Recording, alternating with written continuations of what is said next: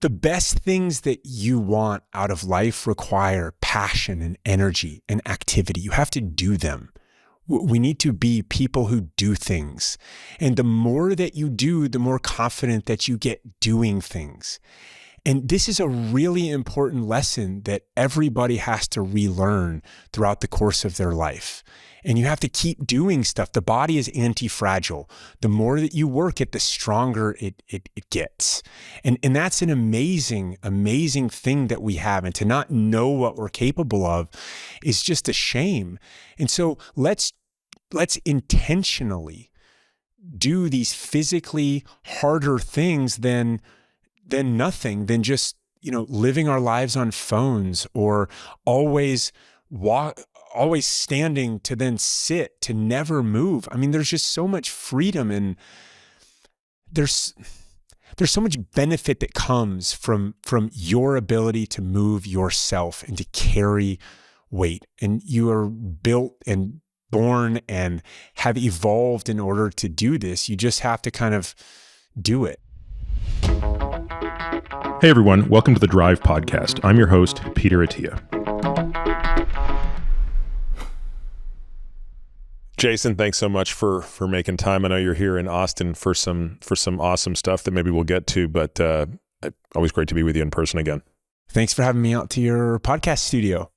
People who listen to this podcast, especially for the past year or 2 years now, have heard me talk about rucking a lot. And I point back a lot to you and to Michael Easter. And of course, you and Michael are friends. In fact, I met you through Michael. So clearly we're going to talk a lot about rucking today. But I think, for people to kind of understand what it is and all of the how-tos, I mean, I've got a list of all these questions that I know you're so facile in. I think maybe to put in context kind of your broader mission, it makes sense a little bit to kind of understand your journey. So maybe we can kind of start with some of that. Let's start. Where should we go? All right. So you grew up in Florida. You have a military background. Let's talk about how you found your way there, and what were you doing in high school and college that ultimately led to that? Yeah, so I was born in Ohio. My mom was really young when she had me. We moved down to Gainesville, Florida. I was the unofficial mascot for the women's tennis team, Go Gators. And, I kind of grew up like that, bounced around with my mom. And, at that time, the military was not really a thing. My grandfather had fought in Korea. He was an artillery officer, never talked about it, right? My uncle was a helicopter pilot, talked about it a little bit, but I didn't see him that much. And so this was not something that was top of mind for me at all. I mean, the 80s was, Wall Street and Gordon Gekko and all of that kind of stuff. And how old was your mom when she had you? My mom was 18 and 5 days old when she had me. Wow. So very young. And, that's that's a hell of a way to grow up. I became very close with my mother, and just kind of went around with her everywhere. Was your dad in the picture? My dad was, and still very much is. Yeah. So he's still in Ohio. Those are still kind of my roots. And both sets of grandparents were in Ohio. They lived a mile away. I mean, my parents were in high school together. Mm-hmm. And so Ohio was always this kind of grounding thing, but it was because of my grandparents mostly. I mean, my dad, yes, and my mom would go back, we'd visit Ohio, but it was because of my grandparents, and they had an extraordinary amount of influence on my life. In high school, in college and whatnot, what did you want to do? Just to give you the years, I mean, I was in Jacksonville, Florida. I went to the Bowles School, which is it's an athletic school. It's very competitive. And, it was really, really hard. It was the hardest thing I've ever done was high school. And, it's just, you don't know who you are yet. The school was really hard. I mean, the English department just kicked my butt. And, it's coming at you. I have 8 classes, and it's like, there's no part of me. I'd rather go back to the Special Forces qualification course than go back and do a year of English at Bowles. But I played tennis. I played a little basketball. And so I was always into sports growing up and being really active. And so I didn't know what I was going to do with my life, though. I wasn't good enough to go to a big school and play tennis. I played D3 tennis at Emory in Atlanta. And that was great. That was a great way for me to kind of focus. It's easy What did for you me. study? I studied economics and art history, which was my grandmothers were both docents at the Dayton Art Institute, so in Ohio, and that was just kind of an important part of how I grew up in a lot of art museums in America and in the world. And so, went to college, and then I graduated in May of 2001, and I did well in college. I finally figured out the school stuff. And it turns out that if you don't live an hour from school and you're able to kind of focus a little bit more, and there weren't these kind of distractions as much in life. Oddly, I was just kind of too focused in college, frankly. And so I played tennis. I did well there. I did well in school, and that's kind of what college was for me. And, I remember applying to these places that people told me I should apply to, right? Pick your bank, apply to them. Pick your consulting firm, apply to them. And I didn't know what any of that was, which I don't think most people do at 22, right? Like what do you do at Goldman Sachs if you're 22? What do you do at McKinsey if you're 22? Well, importantly, you pay your dues. And so you have to figure out how to get into these larger organizations. And, I didn't know how to do that yet. And so I went and traveled around Central America and kind of backpacked a little bit, and then came back and was like, man, I got to get a job. I got to do something. So I started working at this marketing firm, and I was working at a call center on 9/11 in Daytona Beach, literally across the street from the racetrack. And that was just the day that, anybody that was alive remembers exactly where they were on 9/11. And for me, it was just this enormous kind of sense of sadness and anger that led to rage. And, at 22 years old, military age male with no dependents, no attachments. I mean, I felt compelled to serve our country. And that was a really important thing for me. Now, saying that you want to serve our country and watching, NVGs, the night vision goggles, and everything's in green on CNN, and it's Operation Anaconda, and it's, I want to go do that. I want to be that, I mean, that's a lot different than the process of actually signing up to go fight in a time of war. And so I looked at all other kinds of places, the CIA, the FBI, the whole alphabet soup universe, went and started looking at all those. And you know what? Rightfully so. Those places take a long time to get in. The application process is long. And even on the military, I mean, I'd just gone to college, so I have this big, enormous brain, right? And I'm so valuable and smart. And, that's not how it works. But, everybody wanted to serve our country at that time. It wasn't something you just walked up and said, oh, I'm going to be an officer and pick your branch. There was a line a mile long of people, young people, that wanted to serve our country because of what happened at 9/11. So without even a huge call to service, there was this call to service. And, I remember reading, by now it's 2003, and I've started working at a bank in DC, and I'm still kind of applying to places, but it keeps not clicking.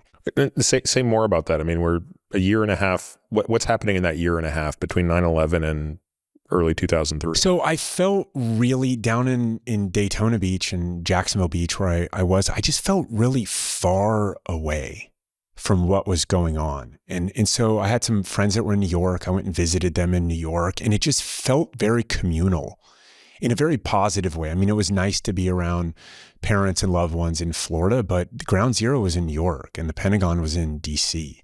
And it just felt like that's where the decisions were being made. It's felt like that was just such an important place at that time. And I wanted to see it. I mean, I went to New York in October of 2001. I mean, you can smell it still. Mm-hmm. Anywhere you were, you could smell it. And I can smell it sitting here in your office right now. I know what that smells like. And God bless the people that worked through that. And I mean, they just, day after day, they just pulled bodies out of the rubble. And I mean, I still get goosebumps when I think about like the amount of sacrifice and the service that went into that day, and then to the handoff to the military. And I didn't know. I mean, the military is kind of a family business thing. It's you're best served if you're familiar with what that looks like. Now, at the time, late 01 and most of 02, presumably, anybody could walk into a recruiting office and join the Marines or join join the army or things like that. So not necessarily special forces. Was that something you were thinking of, or were you thinking immediately, or were you still at that point thinking, no, I want to be in the CIA or the FBI or something? Yeah. So the full picture there was Johnny Michael Spann died. He was the first casualty of the war, and he was in the ground branch or the paramilitary side of the CIA. Right now, he had come over from the Marines, and he was chosen for that mission. This was the John Walker Lind prison uprising, where Mike Spann died, and he had a special language skills, which gave him why he was given that mission. And, they needed to kind of loosen the reins on some of the press around 9/11 at that time for various reasons. Like, people wanted to know what was going on. And his story was, in fact, a very inspirational one for me personally. And it's like, that's what I want to do. I want to be on the tip of the spear serving our country like that. And so that led me down the path of the CIA. And it's a long process. I mean, I went through almost all of it. And, it was just not, I was 22 years old. I'm a very active person. And I wanted to join the paramilitary side of the CIA. The CIA does not take people and turn them into soldiers. It takes very, very well-trained, highly experienced soldiers, and it plugs them into kind of a different mission set. And I didn't know any of that. So there was this guy that was interviewing me, and finally you get to one-on-ones, and there's more of those, and there's lots of those. And I'm in one of the office parks in Northern Virginia, and he looked at me and he was like, look, we don't train. I kept asking about this. How do I get this? He's like, we do not train people off the street to go do this. You need to go join, the special forces, or you need to do something like that inside of the military first and then come and work with us. And I'm like, okay, finally, a year later, here we go. We have our answer. And so I really doubled down on the officer route again, because I felt like that's what I should be doing. And just for folks listening, officer route because you have a college degree, correct, rather than the enlisted route for people, say, just doing this right out of high school. Correct. Exactly. And so, and there's far fewer numbers of officers. Those numbers are determined by Congress. Enlisted ranks, they can grow very quickly. And when you're fighting a war, you need to grow enlisted ranks very quickly. And so we were. And so fast forward, and now there's the buildup to Iraq, which was also, I know what it felt like to live in America at that time. It was started to become very divisive and all that, which put some strain on my thought process, just because I joined up to go to Afghanistan and fight Al-Qaeda. But ultimately, you don't get to choose when you're serving. You don't get to choose. And I just remember reading, there was the Generation Kill series that came out in Rolling Stone, and it was written about the recon Marines that took Baghdad and that whole thing. And it was later made into TV series, movie, and stuff. And I was just like, and that was March of 2003. I'm like, man, these wars are passing me by. Like, before, little did I know that they would go on so long, but it just felt like I needed to do something. And so I bypassed the officer route, and I started talking to the Army, and they had this program where you can enlist, and they would guarantee you slots into the schools that comprise the Special Forces pipeline. The only caveat is you got to keep making it.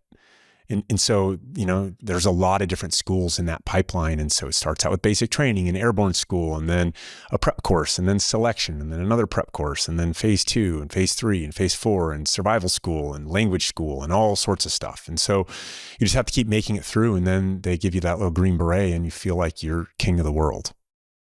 And so they basically said, you will be able to rise to the level of your capacity.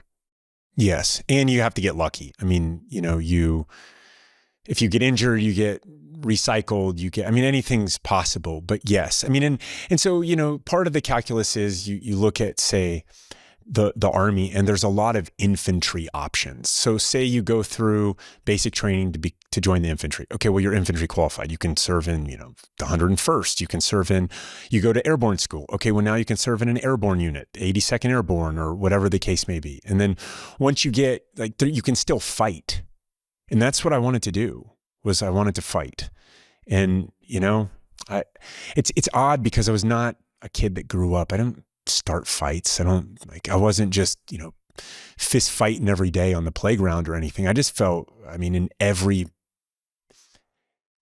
fiber of my being, I just wanted to fight for our country. Where do you think that came from? And if you think about other kids you went to college with who were in the exact same situation, they graduated right before 9/11. Do you have a sense, did you talk about this with any of those guys, and who were your friends in college? And did you get the sense that, that any of them felt so compelled? And if not, why do you think this was sort of unique to you? I have thought about it, and I don't really understand. I mean, out of our high school class, there were two of us that joined the military. My wife would join the CIA later and serve on the front lines in Africa as well. But we were the three out of a class, class of 150, 160. We all graduated in 97. We all graduated from college in 01. In college, there was an ROTC program at Emory, which frankly, I thought was a little bit odd. Now, full story here is my grandfather, both of them kind of revered the military, right? At the same time, and in our country, they had both kind of worked really hard and been successful and like loved our country. And yet, my grandfather, this is something that I don't think he got right, was he had this idea of, after Black Hawk Down in Mogadishu with Bill Clinton, he was like, nobody should ever serve in this man's military. And I think that that's a very knee-jerk and a very human reaction to say when you don't like someone politically, but you always need people to serve this country, or else everything that we hold dear crumbles. In other words, the need for service should be completely nonpartisan. Amen. And it's not just the military, man. I felt compelled to fight, but I'm a military age male that's been active my whole life, who's, predisposed to want to do hard things and challenges. And that's not more important or better than someone that wants to become a teacher. We need both, and we need to celebrate both and honor both for what they do for us and our kids and our society and our way of life. And so I think it took kind of all of the data points in my life that brought me to that point. And I really wanted to do something special with my life. And I didn't know, it's a scary time. How do you do that? Did you do that by joining company A, B, C, D? The short answer is no, that's a stepping stone to something else. You have to learn, you have to push on life. And it's going to push back, and you have to learn what matters to you and what doesn't. What are you going to do, and what are you willing not to? What do you refuse to do, and for what reason? And you have to learn these things the hard way. And everybody's a little bit different. And just my life had brought me to that point, and it just happened to be 4 months before 9/11, and then 9/11, and then it took me over 2 years to finally join. This was not an immediate thing. A lot of cowardice baked into that whole process, because it was hard. It was really hard. And then, keeping it secret from my family, my mom crying on the kitchen counter when I finally told her, like, yep, signed up, joined the Army today. Oh, that's awesome. Like, said no mom ever. Yeah.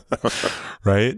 I mean, Iraq's on the front page news every night. They're showing, portraits of soldiers, sailors, Marines who are dying in Iraq. Yep, I'm going to go fight. Like, that's hard. Did your conviction waver by the fall of 2003? Less about public sentiment, which, I think even by the fall of 2003, public sentiment had not fully sort of, shifted on Iraq. But just in terms of your own thinking about, hey, Al-Qaeda based out of Afghanistan, probably half in Pakistan at this point. That's where the fight is. Not sure I understand this Iraq thing. I mean, what was your thinking about that? Personally, I never really understood the build up to Iraq. I mean, WMDs, I never really got it, but I still knew, and this is something that I now have this litmus test about regret. I think that regret is about the worst thing that you can carry around with you everywhere you go in life. And I think that most of us know when we're going to regret something. We just don't listen to that voice that's inside of our head. And so I knew for a fact, politics be damned, I knew that I would regret it for the rest of my life if I didn't join up and serve our country at that time.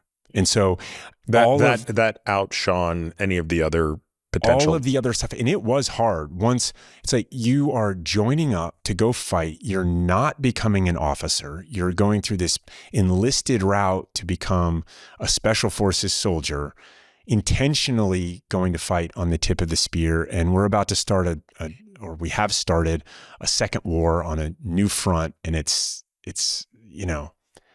so what wavered was, oh man, did I make the wrong decision? I can probably get out of this, and I can probably go try the CIA again. I can probably, go cash in some favor from somebody somewhere and get an officer billet and, be safer.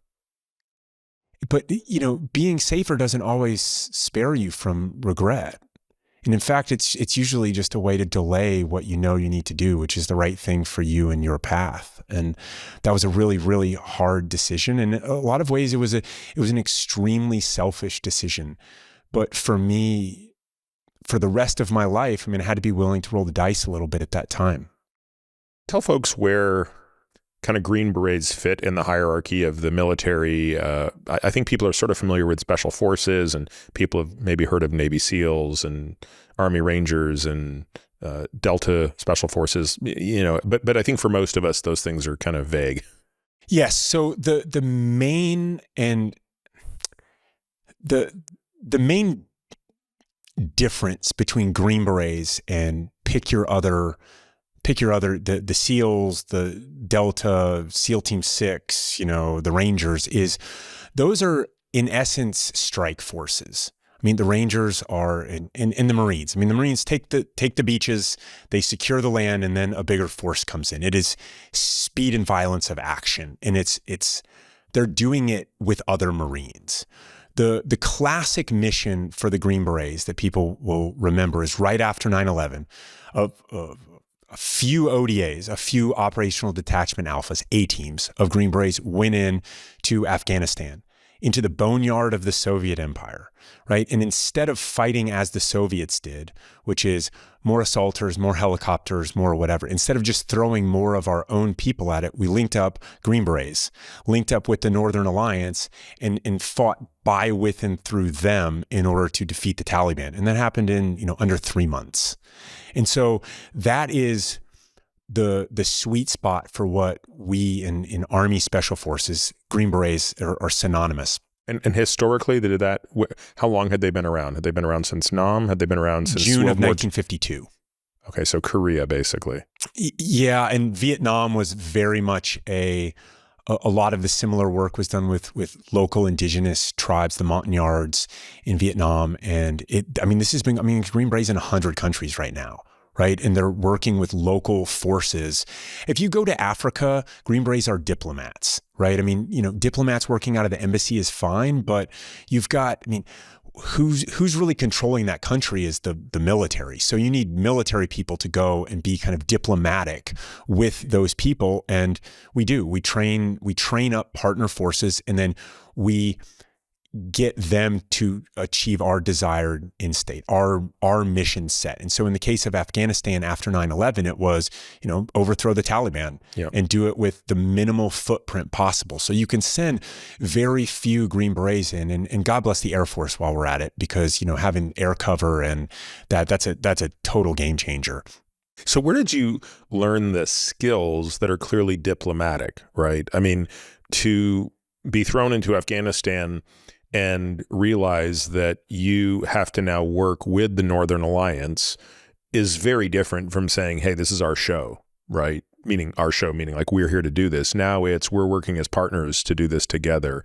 Was that explicitly taught? Was that part of the training, or are they selecting for that as they're weeding people out?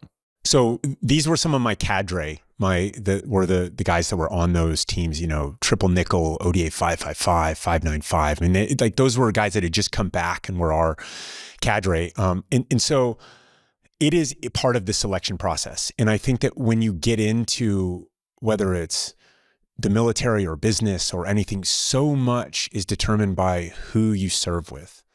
And what are you looking for out of the people? And so you need this strong culture.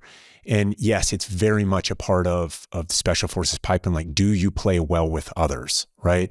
And then there is a a language component. Like you have to be able to speak foreign language, which. How long did it take you to learn a foreign language? So I already spoke German. So I passed out of that part of the language component, but that's because I'd also lived in Germany for over a year at that point and studied abroad and done all that, which is part of what you need to be successful. I mean, there is the culminating exercise of the Special Forces qualification course is called Robin Sage. It's a mock war spread out all over North Carolina.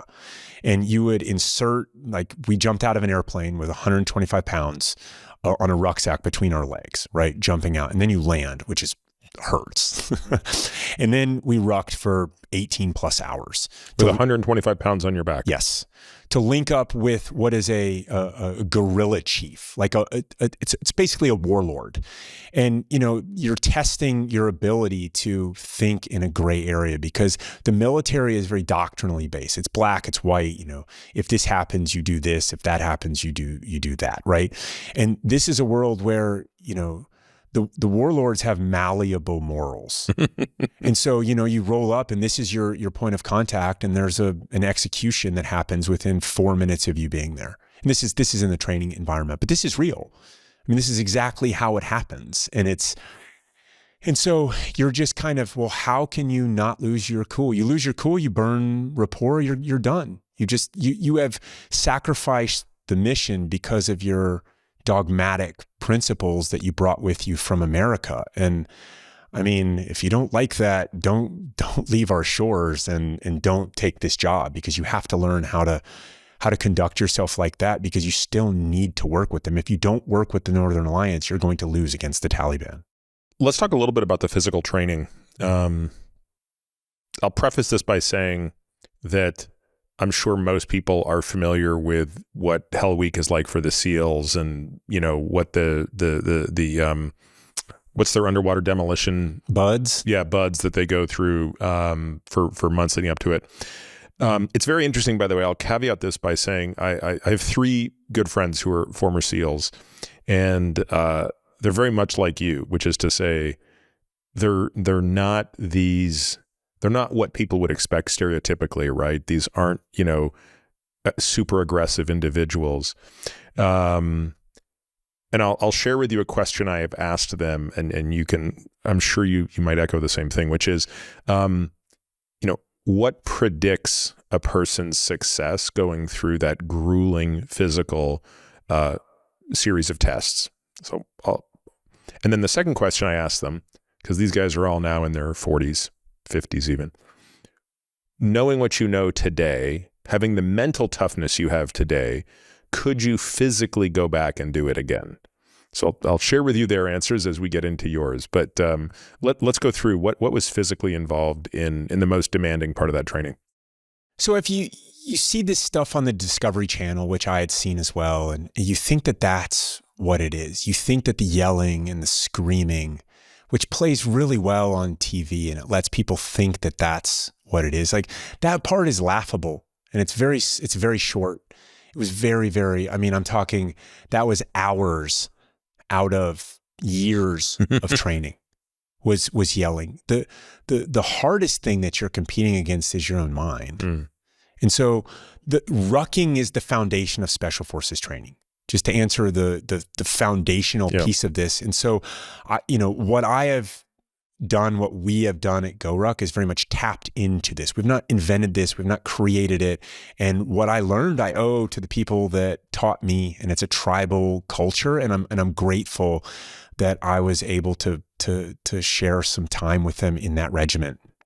And so I had no idea what rucking was when I joined the Army. I started out, doing stuff in the gym on, normal stuff that you would do with the mirrors everywhere and, people and just like normal stuff. And then I ran a lot. I thought, okay, well, cardio and I'll get strong.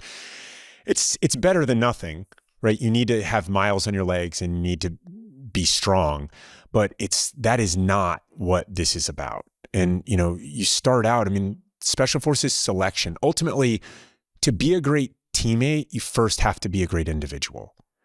So they test you really, really hard to make sure that you are the type of individual that has the ability to do really, really hard things and to not quit. Because the draw to do that is hard. But, so you start out and it's 45 pounds dry, meaning water doesn't count. Any consumables don't count. They weigh you when you get there. Don't be late, light, or last are the rules. And there's a series of checkpoints that you get throughout the pine forests outside Fort Bragg at a place called Camp McCall. And you're just doing land navigation, route after route after route after route. You're plotting it with map and compass. You have nothing. And you're doing this alone or in teams? Always alone to start out. Okay. Always alone. So you have to be a great individual first. And, you start to learn stuff like, okay, well, if I plot this route, I got to go through this creek. That won't be too hard. There's a draw. Anytime you get water, you get vegetation. When you got vegetation, it's going to slow you down. There's thorn bushes and all this stuff. And you would you get there and it's just so thick, and you lose which direction you're going. You're getting all turned around, and you're trying to save 2 miles of walking around this draw, this heavy vegetation next to water, because, your feet hurt because you've got blisters, because you've put so many miles on them already on uneven ground, and your feet get wet, which makes them harder. And, it's just like, there's so many. What would be a typical distance for that type of a navigation early on?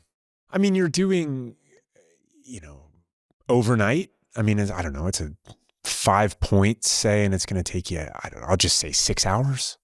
Maybe more, maybe 8 hours. Seems like forever. And but the thing is SFAS, or Special Forces Selection, it's 3 weeks.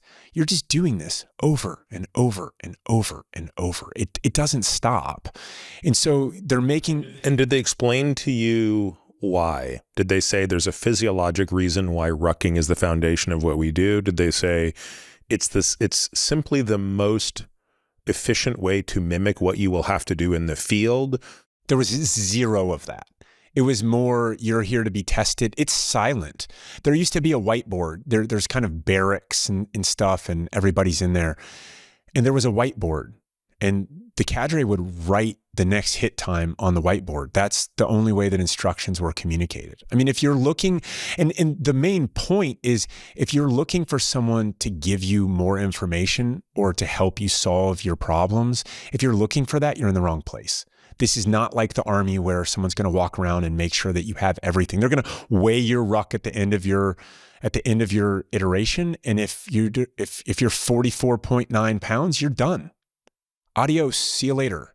So you're responsible for putting the ballast in the pack. Oh yeah. And so what we would do is, there's rocks everywhere, which, man, walking around on pebbles after being out and about and your feet are sore, and I don't just mean the muscles are sore, like the skin is sore, and you got shower shoes, so flip-flops on, and it's just, man, I can feel it right now as I'm describing this. Your feet are just shifting around and it hurts, and you would take that gravel and you would put it in a little bag, and then you would use like fish scales, and they have them out. You can go weigh your ruck. And if you're dumb, you're going to put 55 pounds in. And if you're smart, you're probably going to put, 47 in, just because scales are different. And if 2 pounds is going to be what undoes you, you got bigger problems. So you want to make sure that you don't be late, light, or last. And so you always have to have that. It's breeding this culture of autonomy, and the selection process is weeding out people that basically people self-select. So how many people start at that 3-week selection process? Hundreds at that time. And what's the attrition? I don't know, 20% make it maybe. I mean, it's and of the 80% who don't make it across that 3 weeks, how many raise the flag, and how many are show up light or can't? They're trying, but they just fail. I mean, most people self-select. They get out in the middle of, so they give you a flare, right? And you'd be out in the middle of your navigation, say it's at night when it's cold or it's raining. I mean, the conditions of course matter. And when you see people popping up their flares, what that means is I quit, because the cadre then comes and gets them and puts them in the back of the pickup truck and, takes them to the quitter's fire, which they conveniently locate right next to where the people still going through the course are going. So they have, the warm fire and all this stuff. And it's like one of life's great, like, don't fall prey for that. And these folks that end up quitting, what do they end up doing? Are they go serve somewhere else. I mean, so honorably, they would go to Alaska or the 82nd Airborne. And a lot of them were, at that time, they were going straight to war. And I got a lot of respect for that. Like, these are the people that are showing up, towing the line. You can't know if you have what it takes to go through this until you go through it. Now, you talked about predictors of success. Yes, you need to be physically fit. Say you need to be able to carry weight and do all that, whether you can or not. I didn't know if I could or not, but I kind of figured it out. But really what it boils down to is there is no kind of predictor. Like, you can't look at a lineup and say, oh, you were the high school quarterback and you look like a statue of what physicality should be. I can tell you that from my personal experience, those are usually the first ones gone. Well, I was just about to say, so in posing this question to many of these Navy SEALs who are friends of mine, that's exactly what they said, is if you were the all-American captain of the water polo team that looks like an Adonis, you're probably the first one that's going to quit. Which I always found interesting. In fact, one of my friends mentioned that one of the toughest guys in their buds was the most physically underwhelming person he had ever seen. He described him as a, 5'8", kind of slight build, didn't even speak English. English wasn't his first language. He was Mexican. Like, he just didn't look like an imposing figure in any way, shape, or form. But he's like, guy was mentally so tough. And, that's kind of sounds like that's what you're saying. It's not just not quitting, it's performing. I mean, you have to perform. Yeah, this isn't like, oh, if you don't quit, we're just going to, you're good. You have to make your hit times. And then you have peer reviews. So in this sort of testing against, do you play well with others? I mean, you're stack ranked by everybody because they put you in groups at certain points, right? And, if you're consistently last, the cadre just start pressuring, like, you don't belong here. And then that just starts to eat inside your brain until they're giving you the words that you're going to tell yourself. And then once you tell yourself for the last time, then you're gone. All you have to do is say, I quit. I'm done. I don't even like to even use those words, And so I guess that's the beauty of it, though, is that it's the unknown. And you have to push someone it won't work in 2 days. It won't work in 5 days. You have to push this over days and weeks and months, because you're just wearing down someone's will, because it gets hard. Now, it's interesting. Do you think, how old are you today? You're probably in your 44. Okay. And you were about 24 when you did this. Yep. Could you do it again? Man, I love to sit and say yes. I think there is a percentage. The risk is much higher just because injuries are so much more prevalent and you don't recover as quickly. It's amazing. That's exactly what every one of these guys to a man said the same thing. Because I said, look, you've made the case to me that this is mind over body all day long. Your mind is clearly at least as strong as it was when you were in your 20s. Could you do it again? And they all said no for exactly that reason. They said the fundamental difference is we didn't have the recovery. We wouldn't have the recovery capacity today that we had in our early 20s. So, now I got another buddy who's was an enlisted Green Beret for a long time and then just went back and joined the officer corps. Right now, to do that for the infantry, he had to go back through Ranger School. Now he did. He's a couple years younger than I am. Ranger School's 62 days. And can you do that? Yes, you can do that. The volume of ocean work at Buds is really, really, really significant, right? Like it's a different type of, they're feeding you a lot at Buds. They don't feed us in the Q course. How much weight did you lose? Certain phases I was down to 180, You know, they laughed and called me Skeletor by the end of a bunch of them because, you know, I'm tall and skinny and I had to work really hard. I thought that you were supposed to look like Arnold Schwarzenegger or Rambo or these guys who had played Green Berets. And what I found is that, you know, getting unnecessary, you can never be too strong, but you can definitely be too big. And so the more weight that you have on your body that's non-functional, the more you have to carry around with every step, that makes you slower. And so you don't want to do that. And so how do you become this kind of lean, super medium sized, perfect kind of specimen of efficiency, if you will? And naturally it does that for you because you're just rucking so much and it just crushes How are you calories. being fed throughout these training activities? MREs, boxes of MREs. There's a little bit of time at the chow hall at Camp McCall, but not really. You just don't have the time for it. And what's in the MREs? A couple thousand calories of stuff that'll last 10 years. How gross. They've gotten pretty good, actually. I mean, and hunger is the best sauce. Yeah. So when you're hungry, you just, it tastes amazingly, it tastes amazing. And some of my best meals were MREs because, I mean, one of the phases we went dumpster diving, you know, and we found a whole bunch of stuff and we ate it and it was incredible. It's one of the best meals I've ever had. Yeah, it's interesting. So, so the 45 dry is kind of your foray into rucking. Yep. As the training progressed, talk more about some of the rucking challenges.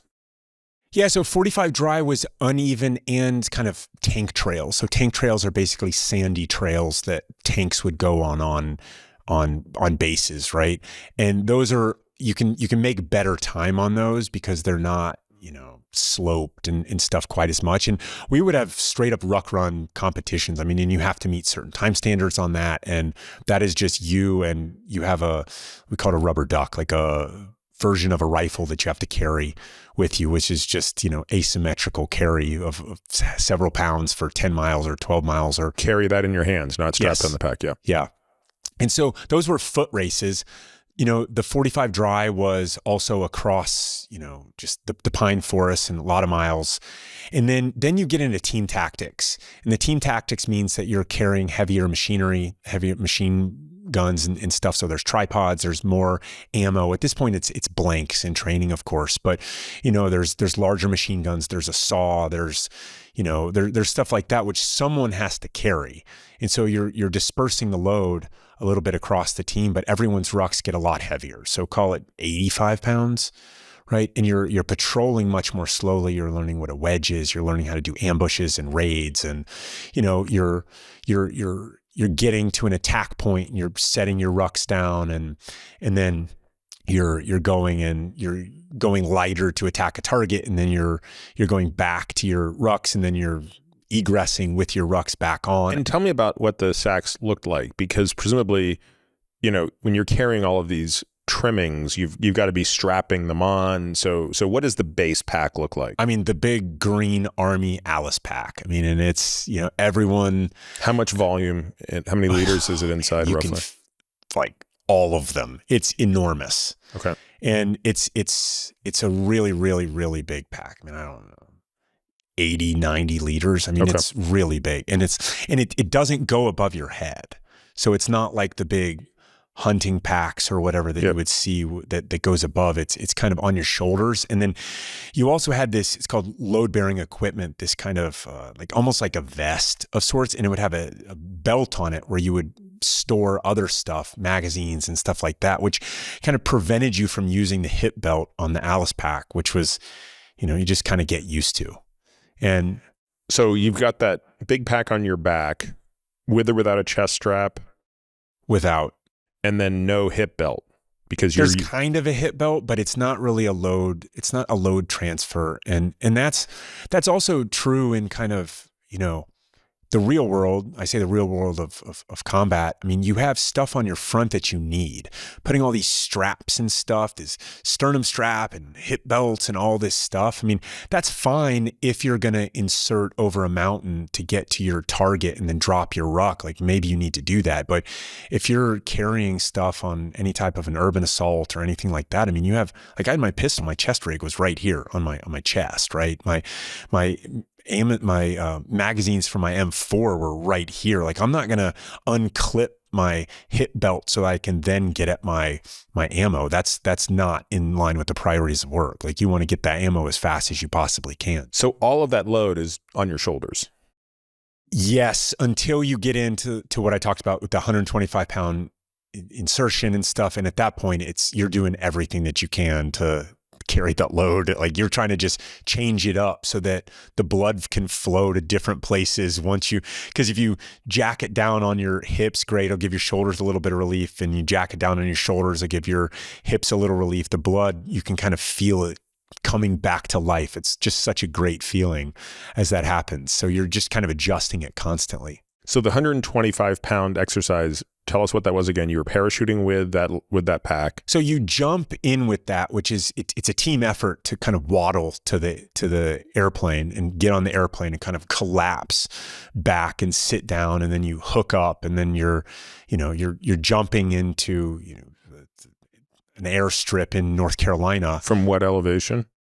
Not too high. I mean, I don't know, 800 feet, 1,000 feet. I mean, so your parachute's coming open immediately. Yes. Well, so it's not a halo jump. So it's a static line jump, which basically means that you have your backpack at that time is your parachute, and you hook up into the side of the plane. It's like what you saw in Band of Brothers, one of the greatest series ever created. You see them hook up, and then as they're going out, the parachute deploys immediately, and your rucksack is off your belt and it's dangling in between your legs. The issue is what's holding it though? You're holding it with your hands? To your belt. No, okay. It's attached to your belt. Oh, it's attached to your belt. Yeah, it's fully attached, and then you kind of lower it down. So there's a lowering line right before you land. You lower it down, because if you don't, it's just the risk of injury, like breaking your legs or whatever. The way that you would fall would be harder, because you actually want to, like a parachute landing fall, you land with 2 feet, and then you kind of roll your legs over to disperse the force against your body. It still hurts, but you fall faster with all that weight, and you just land, you hit like a sack of potatoes. And I just remember landing, and I'm doing it right now too. I kind of wiggle my toes and my knees, and I'm like, all right, nothing's broken, good, get up. And then you got to get that thing on, and you're like getting on all fours, like you get it on and kind of roll over like a dog, and you're grabbing the back of your hamstring to pull one of your legs forward, and then pressing up, and it's a whole thing. Now, once you have your team, one person does not have a ruck on, and then you help somebody else get up. Once you get it up, it's easier. It's still really hard, but it's easier, and it's a team effort to get down and then get back up, and it's just excruciating. And it's, if that's going to be the hardest thing in your life, you're also in the wrong business, because that's basically just physically demanding. And what was the physical part of that? How long did you guys have to go? I mean, that was 18 hours insertion. Oh, that's right. You said 18 hours. My God. And it's just horrific. It is so slow, and it's in a combat situation-ish, which means it's, they have timelines that they're trying to hit. And basically it really, really sucks. And it's a rite of passage. What kind of terrain? I mean, it's pine forest, North Carolina pine forest. So there's some hills, and it's not hard. It's not hard balls. It's not concrete. So how often do you take the pack off to rest? Gosh, as little as possible. You just want to get there. But, it's like all of a sudden they simulate that, oh, well, there's potential enemy over there, hide, and like the last thing you want to do is stop, because you just want to keep going and get there. And like that starts to eat away at you. It's all you can think about. It's like being cold is the only thing that I would kind of equate it to. It just starts to consume your thought, no matter what's going on. If you're that cold, it just kind of eats away at you. And that pack, at that weight, it just eats away at you. You can't think tactically. You can't kind of like head on a swivel paying attention to enemies. It doesn't happen. And so as commanders are susceptible, as we all are, to kind of risk aversion. Like, hey, you need to have everything in order to be prepared for this mission. I mean, there's this other maxim, which is speed is security. And if, there's greater assumption of some risk if you have fewer things, but you have greater speed. And so that's kind of a a worthwhile thing for people to consider. Like, how do you achieve mission success? Do you actually need 125 pounds? But that's beside the point in training. You need, at this phase of your training, you are in really good rucking shape. You are in really good shape of everything. And this is the beginning of a mock war, and they need to make sure that you are exhausted and not thinking lucidly. And they need to make sure that you can operate under conditions of extreme stress, and they do that. And it's very effective. And the thing is that when you go through that, when you are done, you know that you did something. You can't cheat yourself. You know what you had to do it. And it is an amazing feeling of gratitude for the human body and the human mind that you get. That is the gift that you get with these people that you share this sacred experience with. And so you don't want to change yourself of that in any way. You want the full red pill experience. Take the red pill, do the thing, and watch what happens to your mind when you're done. Now, at this point, you've really got all the people who are going to select out have done so. Correct. So are there, I mean, it's just such a physically demanding task that I have to imagine that there are people whose will is there, but physically they can't keep up. Do you guys stay together no matter what?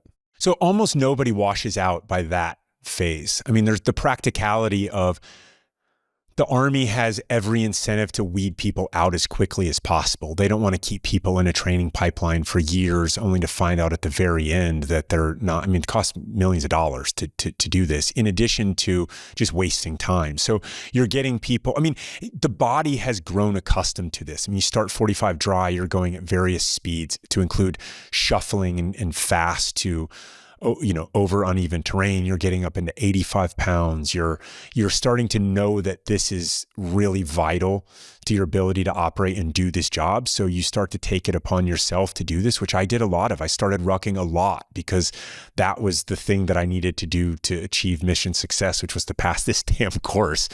And so by the time you get Meaning on your own time you were rucking? Oh, yeah. How much time did you have for yourself? So, I mean, you would go through a phase, and then sometimes it would be, a month until the next phase started. Sometimes it wasn't.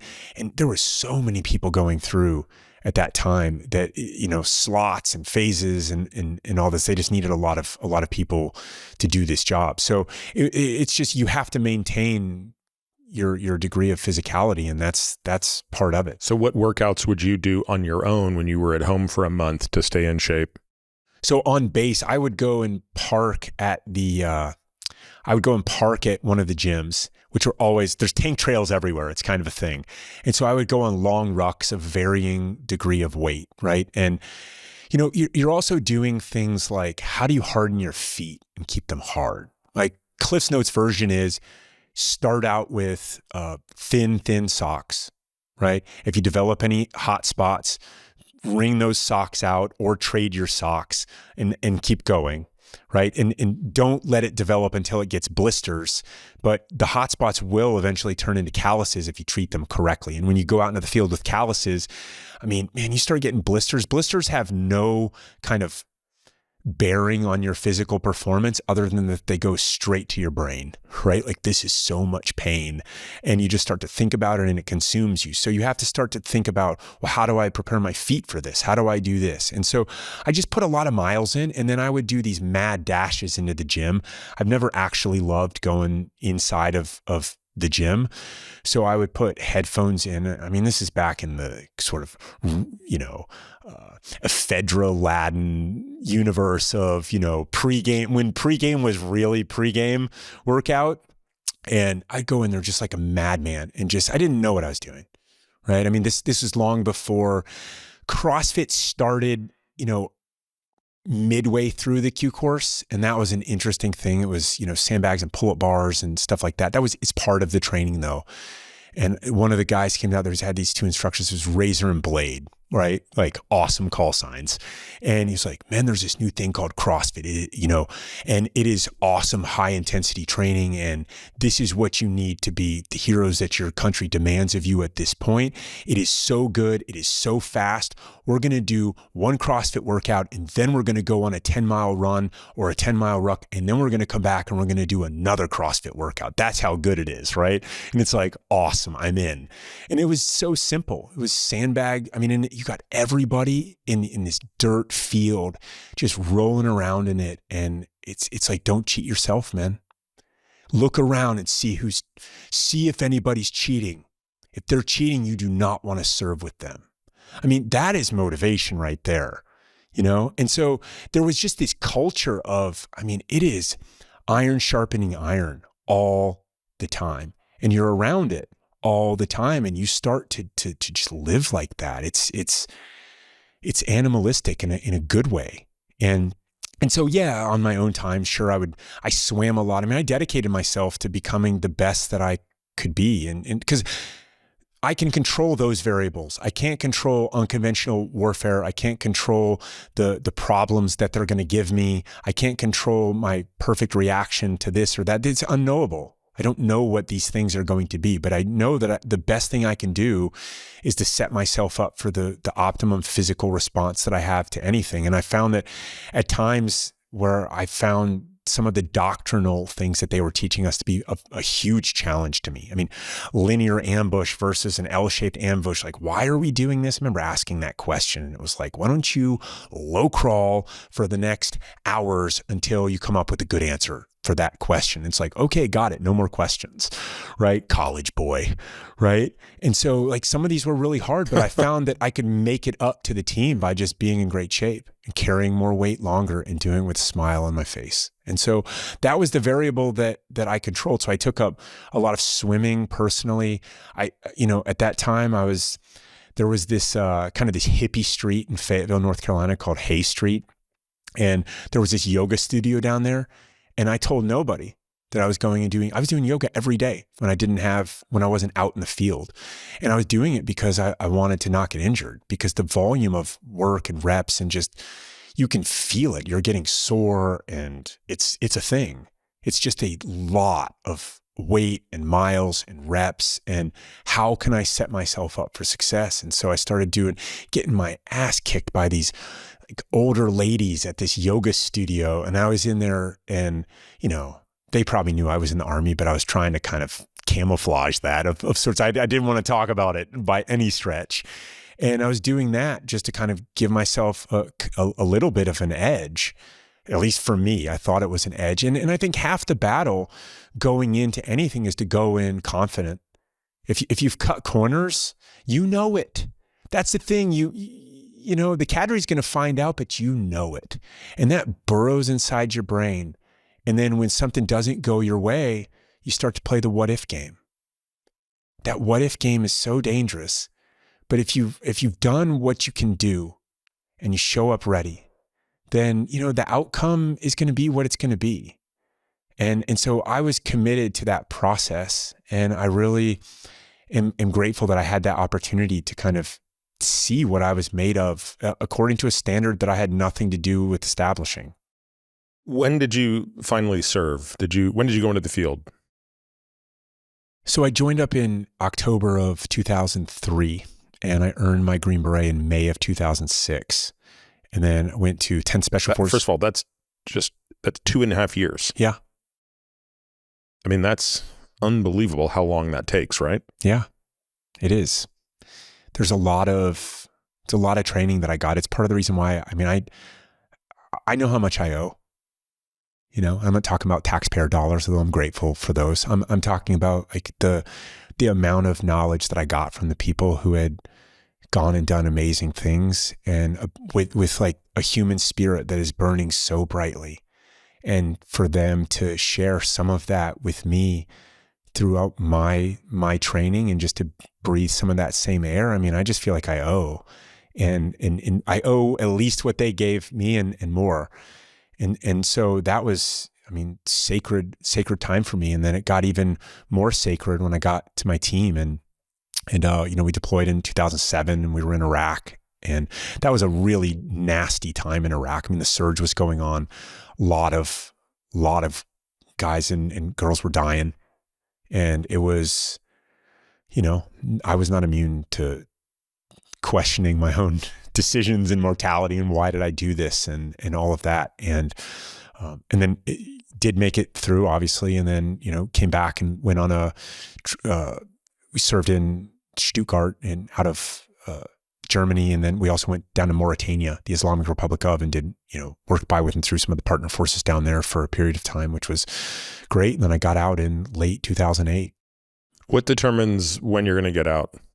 So my initial contract was 5 years. And what I expected was, I remember these primarily men that served in, say World War II and stormed the beaches of Normandy. I mean, most of them served for a couple of years and they were gone for a couple of years, and then they came back and they resumed a life, and they started businesses, or they, worked for a company and they did these things. And I never had the opportunity to really talk to somebody about what it was like, or I wasn't able to even ask the right questions, even if I could have. But I thought that that's kind of what it was. I thought it was going to be hey, check the box and go do this thing and serve your country and come back. And, then now I'll be ready for McKinsey and Goldman Sachs and pick your bank or your consulting firm. And now I'll be ready for my regularly scheduled life. But this service to our country, it changed my heart in the process. And so that was the hard part about when it was time to kind of transition out. I mean, I had a 5-year contract. And what were the options if you chose to renew that? Could you have stayed right there in the field? Oh yeah. I mean, and you finally start to get good at what you're doing. You're not just trained, you've actually done. You've actually applied your training. And it's one thing to train for war, and it's another thing to fight in a war. And I don't mean just physically. The physical reactions are pretty straightforward to a large extent. I just mean the actual emotional contemplation of your own mortality, and how do you function against that? Like, what are the quiet moments like at war when, someone on another team dies, or when, your flag's at half mast because, an IED struck someone in the next town over, or whatever it might be. And how do you process that? And if you don't process that, you don't know what it's like. And, so that's why, going through that, I know what that's like, and it's not great. I also learned how to kind of draw strength and draw strength from my team and trust in my training and kind of fight through it. What do you think it says about that processing that, if anything, speaks to the relative differences that people experience when they leave the military? In other words, when you think about whether it be PTSD or lesser versions of that, do you think that has anything to do with how one processes grief in the field? I think that there is I think first off, Tribe by Sebastian Junger is a fantastic book. Yes. on this. It's one of my favorites, and he is just a national treasure to me. The way that he is, I agree, has brought so much of my thinking forward on this as well. It's not necessarily the problem of the soldiers, it's the problem of society and just being so disconnected. And when you go from this culture that you're living and breathing in with these guys that you love. And I mean love. And you're just so much a part of something that matters. You matter to them and they matter to you at a very deep level. And then when your families matter to each other and you're motivated by the mission and service, you wake up, that you're doing good and it feels really, really good. And when that infrastructure goes away, and there are other components to that infrastructure. I mean, the Army and the military, everything's kind of taken care of. There's housing allowances, or there's housing that you stay in, there's chow halls, there's everything is just kind of, it just kind of works, right? And you're in that and you're allowed to focus on being a part of the team. And so my transition was extremely hard, and you just lose a sense of identity. But practically, you lose kind of a structure, you lose a purpose, you lose friends, Yeah, I was going to say, how many of your, call it brothers really, because it's probably what it is. How many of your brothers did you go from speaking with and seeing every day to not having contact with outside of the occasional phone call? That's right. All of them, basically. So no one else you were close to was leaving at the same time in reasonable geographic proximity? No, absolutely not. And I think that's probably normal. That's normal. That is the norm, because, you go back to where are you from then? And now you've been 5 years completely removed from any of the normal structure of society. Your friends who you were probably close to before you went in have moved on. They've gotten married. They've had kids. They've been promoted. They've been at that bank for 5 years, and I've been, doing something different. And, I think I felt like I was quitting. I felt like I had. When you left the military. Yeah. I mean, because they went right back to Iraq, and there was whatever was going on in Iraq didn't matter. Going on in Iraq, that's not what mattered. What mattered was this team that we had and our ability to serve together. And we were safer, and we were more effective, and we were, better able to carry out our mission together. And so, when someone is removed from that, and this is natural. I mean, people come and people go no matter what, but to do it of my own volition felt like I was quitting on my team. And that was a lot to kind of process, because then, there's the practical side of, well, you're giving up a job, you're giving up an income, you're giving up purpose, identity, and just the structure of, okay, you wake up, you do PT, physical training in the morning, you go for a run or a ruck, or you lift weights, or you do whatever. I mean, there's a lot of camaraderie that comes out of that. You feel a lot better. And so I started to reject all of the things that I thought I didn't love about the Army. The structure of, well, I'm never doing PT again. Never going to wake up early again, right? I'm not going to, everything's going to be just efficient and so optimized, and I'm in control of my destiny all the time now. And I think that, for that quote freedom, I gave up a ton. I mean, the freedom to go it alone is like, what's the point? Like, make sure that that's what you actually want. And, it took me a while to kind of rebuild a group, a team of friends or people that I wanted to do stuff with. It took me a while to be kind of vulnerable enough to let anybody in, so I wasn't just kind of robotic about the whole thing, because I really didn't want to talk about the Army at all. You talk about in your book, like you would run away from diet questions. I would run away from Army questions, right? So, I grew my hair out and would basically had a series of, if not half-truths, just full-on lies about not, and, just, no, I didn't serve there. No, I wasn't in the military. Let's talk about something else. I've been, filmmaking, or it was just for my own kind of, just because I didn't want to talk about it. Why do you think that was? Because I felt like I'd quit. So there was shame. This deep sense of shame that why would you get out when you're winning the Super Bowl? Like from this high mountain, like So did you think about going back?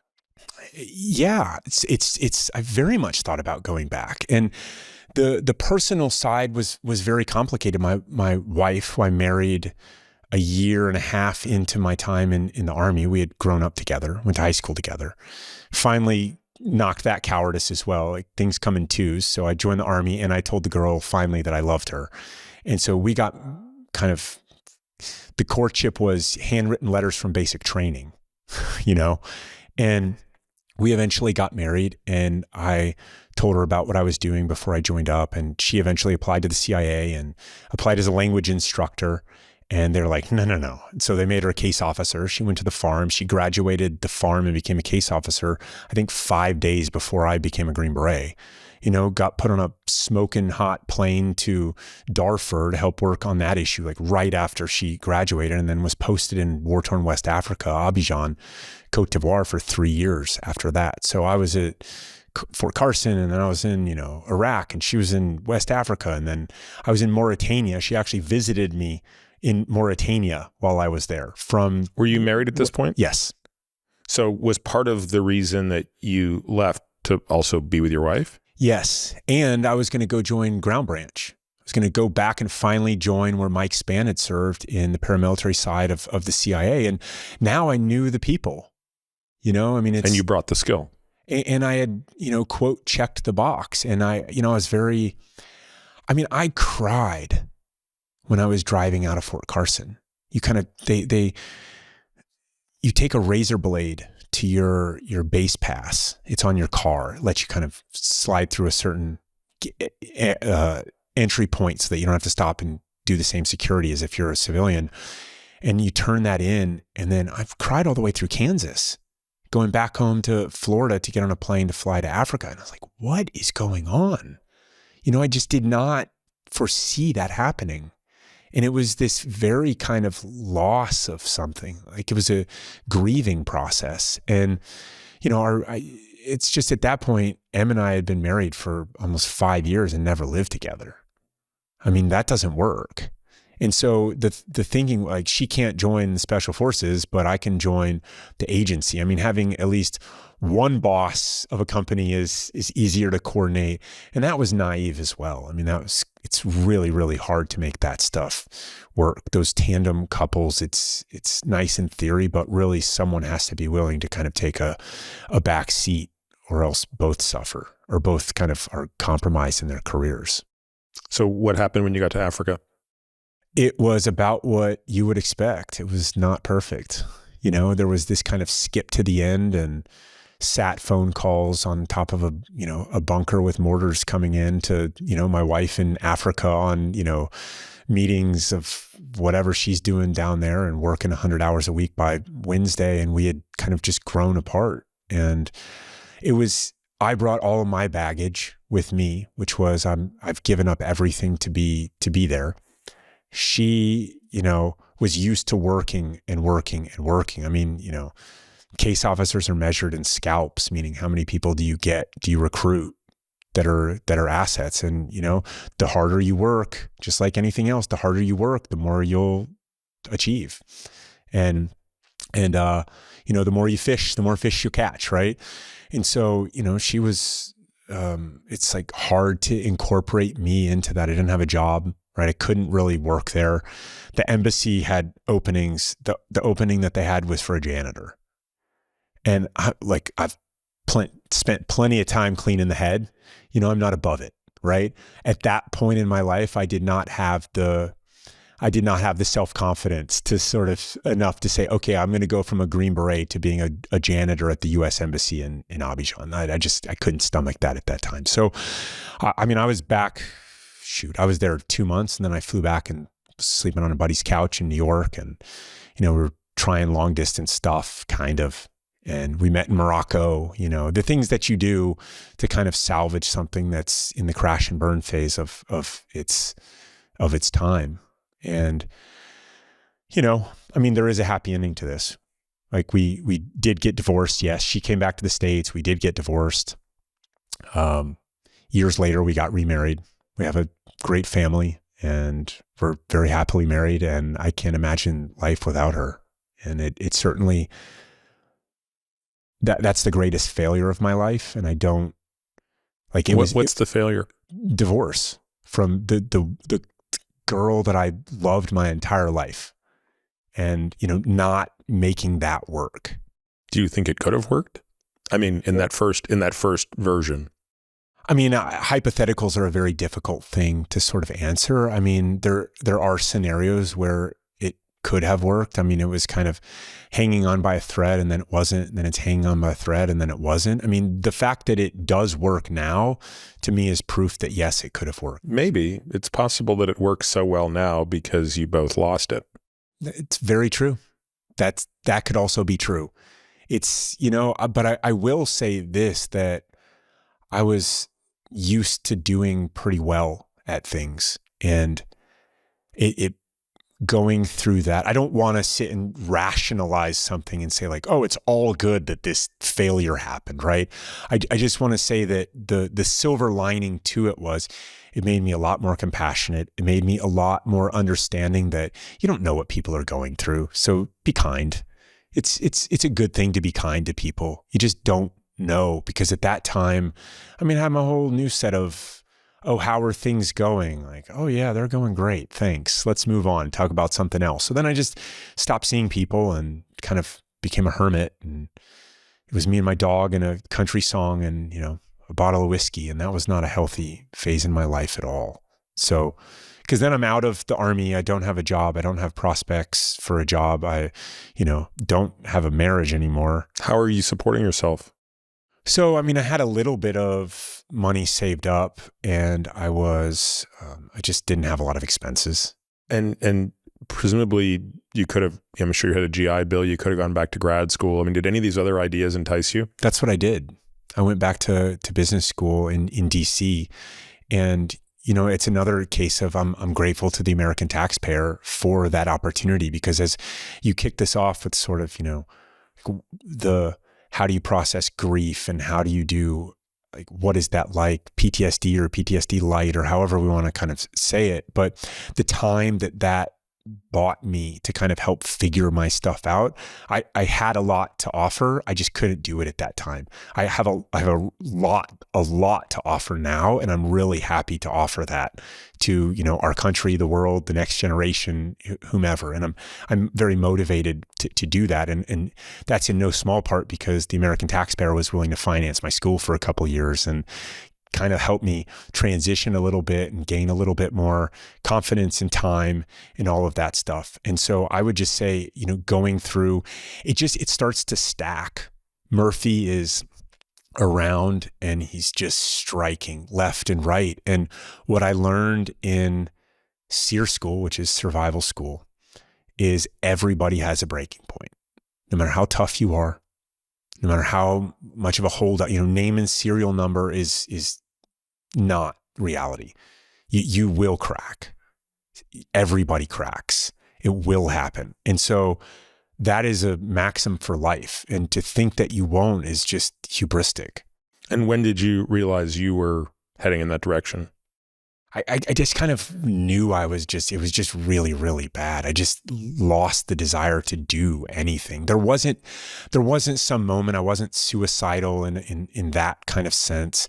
I was just not well. I just didn't, I have a lot of energy in life. I'm active. I like to do stuff. And it took my dog, which Emily gave to me, right? We were still friends throughout this, oddly. And the greatest gift I ever got until we had kids was, we had one dog that had been with her in Africa, and she looked at me and she was like, you need him even more than I do. You can have him.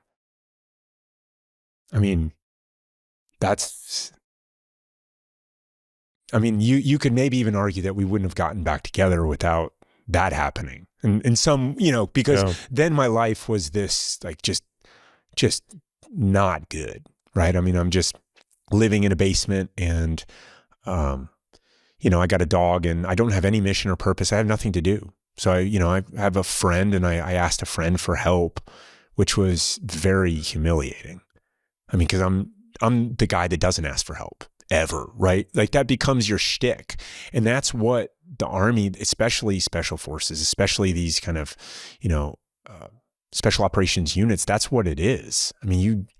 Yes, there's a team component and, in tactically if you need help, but you don't need help solving your problems, right? Like emotional problems, you don't bring those to the team. That's not a thing. And so when you have to do that, when you get out, it's a very foreign territory and it's a very shameful thing. And I think that is a problem that we need to kind of take head on and say, there's a lot of strength in asking for help, and you're going to need it. So you need to be part of something bigger than yourself. You need to take care of yourself. You need to do the things that were healthy in the Army that brought you this value. You need to do those things still. You need to, physical training, and take your pick.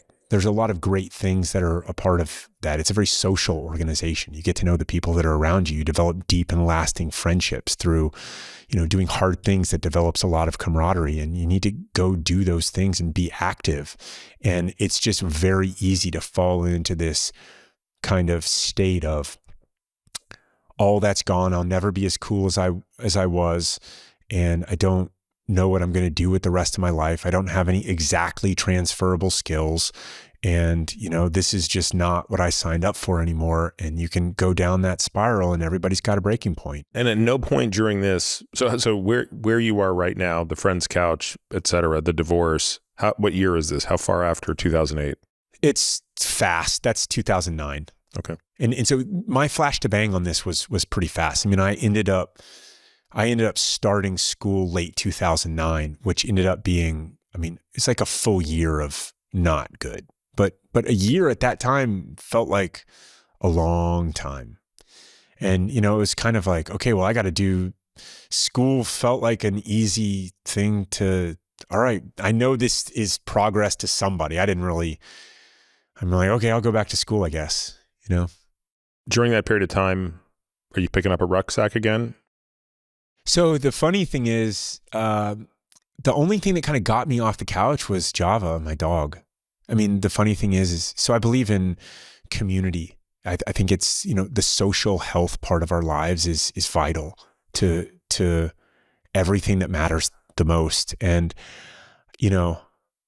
to me, you plus a dog is the most foundational. Like, it's the bare minimum for a community. You plus one, and that one can be a dog. And for me, it was. And it's like, he had to go out. He needed exercise. He needed someone to take care of him. So serving someone else, or in this case, a dog, was a huge unlock for me to kind of face the world again.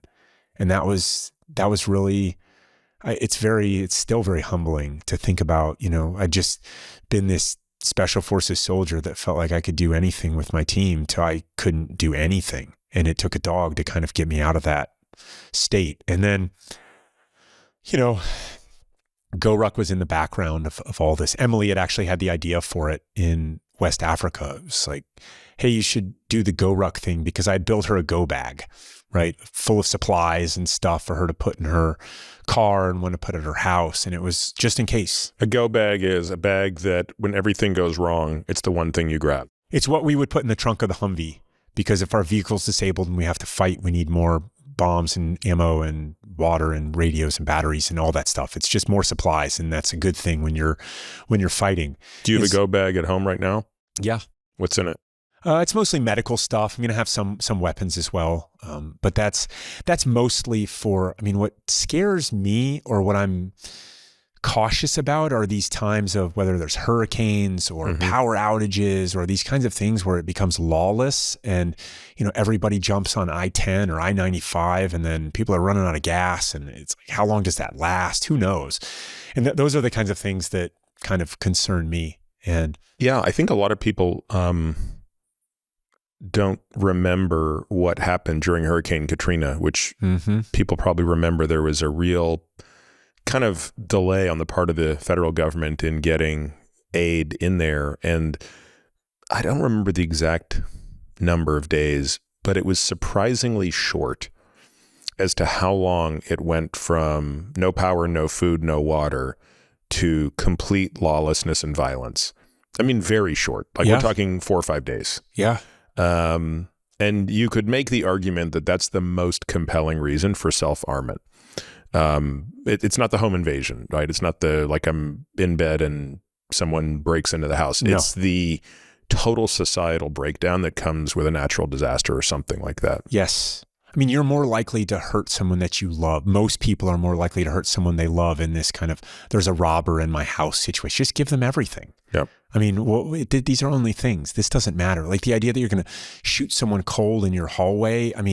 You have to be extremely well-trained, and you have to be able to target, discriminate, and make sure it's not a bad guy. And is this your first time in that kind of situation? If so, you're stressed. Like, go shoot with a heart rate of 160 sometimes. See how you're doing. It's hard, in the middle of the night, you've just been woken up. Like, that's not those are not my deep, dark fears. The worst case scenario are the natural disasters and stuff like that. So, yes, we have a go bag and we have a med pack in the back of our truck as well and stuff like that. And our office is a safe house. We have a lot of stuff there too, and a big safe and all that kind of stuff. So you're making her a go bag, and we were trying to figure out what I was going to do when I was there in Africa. And she's like, oh, you should do the GORUCK thing. But where did that name come from? GORUCK versus. So I just kind of started calling it a GORUCK to her, like a go bag, a GORUCK. That was just what we called it. I mean, we had an SOP, a standard operating procedures for what would go in our go bags. I probably still have it somewhere, but I haven't looked at it since I was in Iraq. But I tailored it to what we had there, and I just used a surplus bag, an extra bag that I had brought with me. It's like, now you have this, right? Just in case. And it's better to have just in case and know where it is. And so what she meant by that was take the Special Forces way of life. And then I built, one for her boss there and another person at the embassy. It was like, okay, well, I can fill a year doing this. That's fine. Upgrade people's home security and teach them a little bit about what to do just in case. And it just, the language was a barrier because it's French. The import export business of using diplomatic pouches to send stuff to populate people's go. I mean, it's building a business from scratch in West Africa as a diplomatic spouse your marriage better be on perfect ground, and you better be in there for the long haul. Like this smash and grab year that I was going to have doing that, would not have worked, but the idea sort of endured. And so I moved back, and I was just kind of still searching for something to do. I needed a hobby, and this became a hobby. And so I was like, oh, well, these bags are too military. I don't want anything to do with the military. So I need to make them less military, but still awesome like the ones I had in the military. And so I put an ad in Craigslist, New York City for a backpack designer, and, got a bunch of people that wrote in and found this couple that was in Bozeman, Montana. And that started a 1.5-year-ish process of working with them on a couple prototypes. And then that led to incubating. What were the specs that you gave them?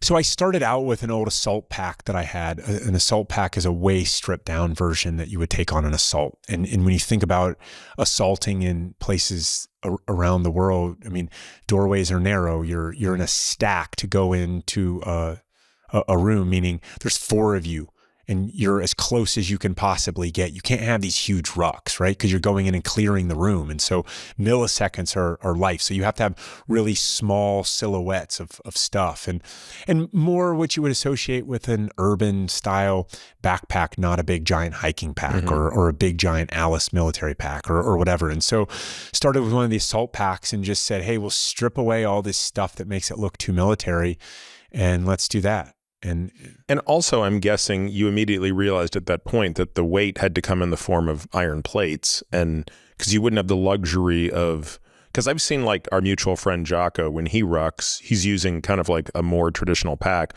where it's got a pole on it that you're basically dropping heavy plates onto. When you were in the military and you were doing your own training, how were you loading up a pack? Putting weights in the back? Rocks. Yeah. I mean, rocks and stuff, and you would wrap them in something so that it would kind of protect the interior lining. So full story, I did not start GORUCK with this idea that rucking was going to be the thing. I did not think about it like that at all. It was, this whole series is something that Emily and I have tapped into. It's not something that we've invented or really created. But what were you thinking? Who were you thinking the customer was when you got a hold of these people in Montana? So the summer of 2010, I drove around, realized I'm in business school at the time. And so there's this idea about, total addressable market size. And there's kind of, well, you can go to retail and you get press and you can do all this stuff. And direct to consumer was still not quite what it is now. I mean, Amazon was not Amazon yet. And then these things, and I thought that it was going to end up being, and I was surrounded by some artisans and stuff in New York. And I wanted this to be beautiful and simple as well, right? I mean, simplicity is the ultimate sophistication, is Da Vinci. And I really love that quote when it comes to the design of things. It's also less to go wrong. It's less to break. And so the summer of 2010, in between years at business school, I drove around to 48 states in my Ford Expedition with my dog. And I approached small men's stores and other kind of retail places about having them carry this. 48 states? I drove to all 48. In how many weeks? The summer. So 2 like plus 12 months. weeks? 2+ months. Yeah, probably 10 to 12. Yeah. That's incredible.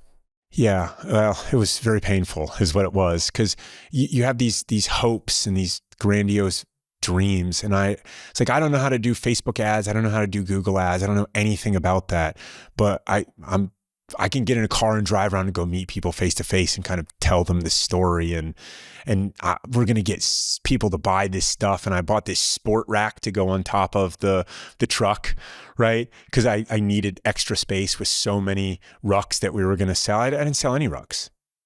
None.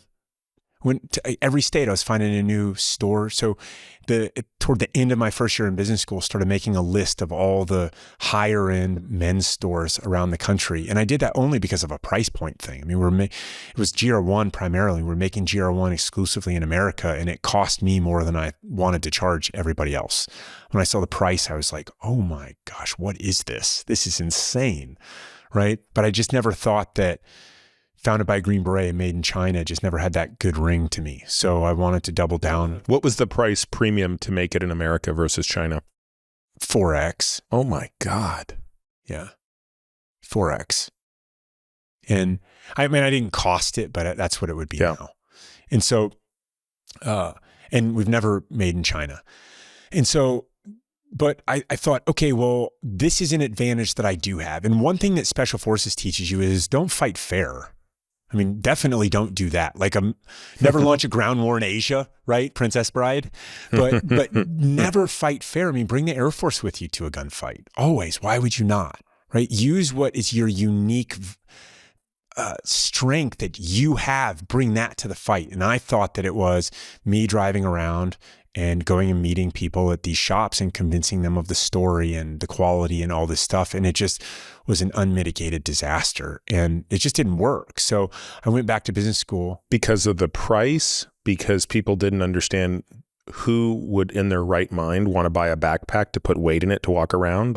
There was no rucking at the time. This was just an everyday carry, kind of a cool bag with a lifetime guarantee. Oh, it wasn't. So I don't have a GR1. So the GR1 was not one that was fit to have the slots of the weights in it. We'll fix that with GR1 with you. GR1 has a back panel with a zipper on the back of it. I'll show you in my car when we leave. Mine's in there that's 10 years old. And there's a zipper that's next to the back. It's a completely separate compartment. And we had an assault pack that was kind of like that in war, that was designed to put a hydration bladder there. Yep. The problem with the hydration bladder there is that it's this big giant lump in the middle of it, and it's very uncomfortable. It's a very terrible position for it. So, but when we deployed, we would put our laptops in there.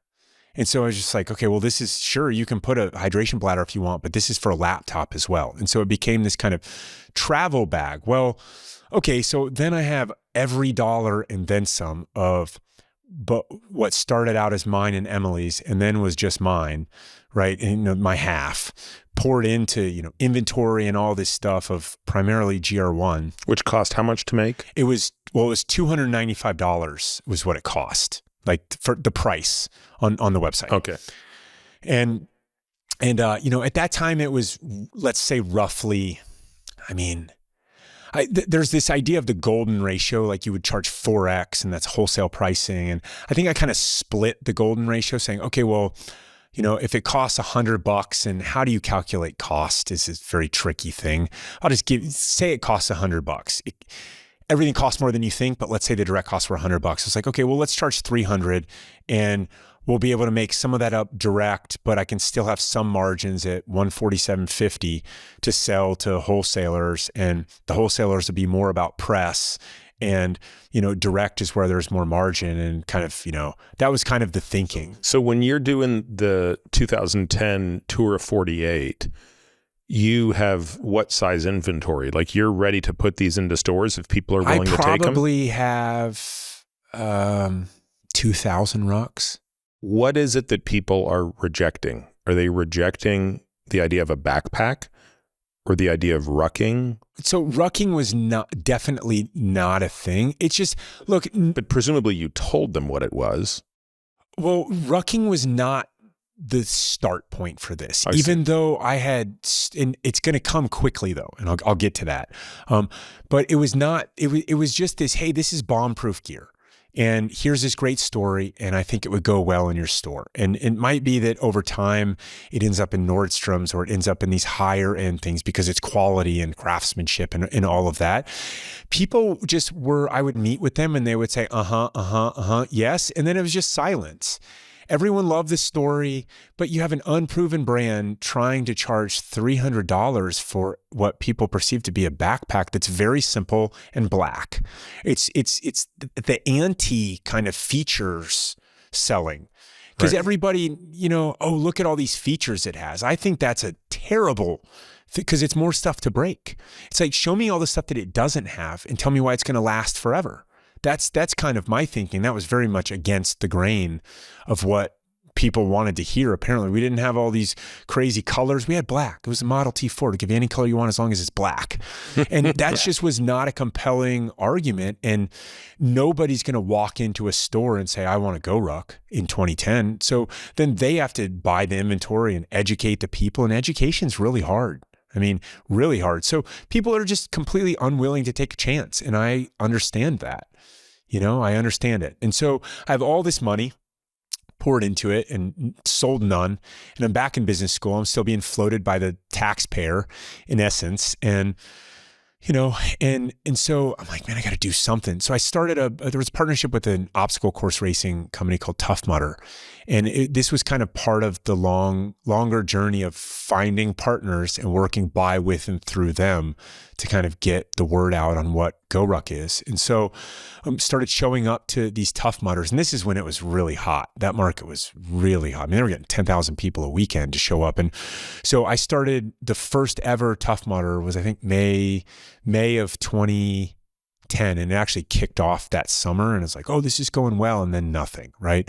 And the next one wasn't until the fall out west. But I put together a team and we stuffed the rucksack with bricks and we wrapped those bricks with duct tape. And then we did Tough Mudder together. And it was like, okay, let's do this like a team. And so I brought a bunch of my old buddies that I'd served with and we did it at the first one. And that was fun. That was how I got back into rucking. Mm-hmm. And so we had that, and it was like people then like, wow, I want to do that. I'm like, oh yeah, it's simple. Go back, become a Green Beret. I'll see you in 10 years, right?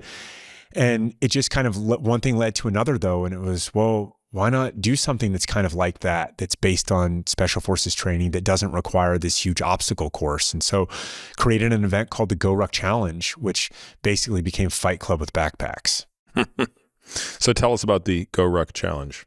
So it was led by me, current and former special forces. And it was, hey, meet me at 10 a.m. at the, on the beach in San Francisco, details not forthcoming.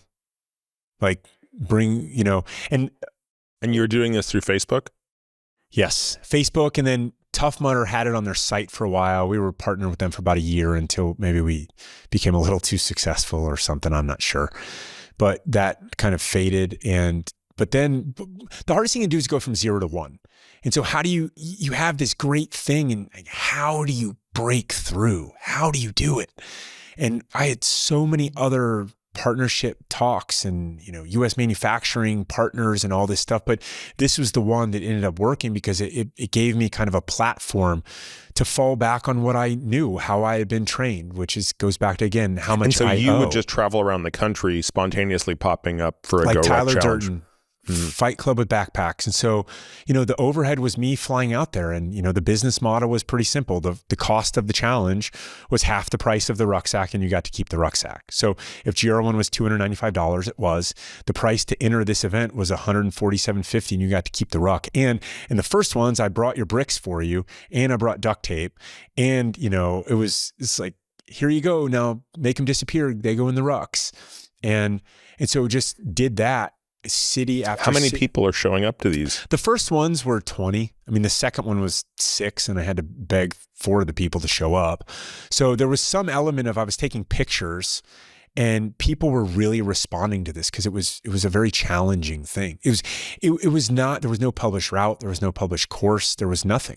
And typically, how long would a route be when you showed up in a place? So we kind of developed it over time, and I started to bring in some of the buddies that I'd served with, and it started out as 5 hours. That proved to not be long enough. The Tough, which was our original event, the Tough Challenge, it ended up settling in at about 10 to 12 hours. And we have all different kind of lengths now. There's a 24-hour version, there's a 3-hour version, and a 6-hour version, and stuff like that. But it's a team building event. How is the weight determined? So we've kept the same thing since the beginning, which is if you're 150 pounds or over, you have 30 pounds. And if you're 150 or under, you have 20. And in the early days, it was bricks. So 6 bricks or 4 bricks. And you had to put those in the rucks. And it was me or the special forces cadre going along with the group the whole time. So there was no separation. It was a pure team event. Yeah. So how, I mean, that's not a lot of weight, but it's enough weight that for somebody who is not necessarily in great shape, this is a hard thing for them to show up and do. So it's a lot more weight when you're doing Indian runs for, what we call Indian runs. I don't even know what you call them now. Sorry. It's 10 miles of that. So you line everybody up in rows of twos. You slap the ruck of the person in the back and they sprint to the front. That's what you guys do for the whole challenge? Well, that was part, and then you're stopping along the way and doing, physical training. Now it got more, and it gets a lot heavier when you start ripping logs out of forests and carrying down Fifth Avenue, which we did. You find a... So again, my point then is even more dramatic, which is these are not things that people show up to do when they just want to start to get in shape. No. And that was the exact idea. This was meant to be just this is finishing school. This was meant to be an extreme rite of passage that you would show up and you would Yeah, I got it. You would do the same way that how do you get confident? You earn it. You do really hard things and you show yourself what you're capable of because you can't cheat yourself. And so it started out as this thing and people were just blown away. I mean, sitting in the parking lots or wherever their cars were or wherever when we were done, and people are just exhausted and so proud of themselves. And they've made friends with these people that they had nothing in common with. I mean, we didn't care if you're, black, white, young, old, male, female, gay, straight, civilian, military, didn't care. Ruck up and follow me. So how many of these were you doing a month? I mean, it was every weekend. And so I would go somewhere and I do a route recon Friday. And that was, hours and hours. Like, where am I going to find a log? Where's all this other stuff that I can do? What's closed? What's open? And would you already post the start time the week before? Yes. Okay, so you give people like a week. You show up Friday. You spec the route. Then it's, tape the bricks. Starts, I got smart. I started telling them to bring their own bricks, which was way better. And so, say it started at 10 o'clock on Friday night was the first one, 14 hours later, it's noon. And then you can start at 10 o'clock Saturday night as well. And then you're going overnight and then you're done Sunday morning. Oh, the challenge would be back to back. Oh yeah. Or two different groups.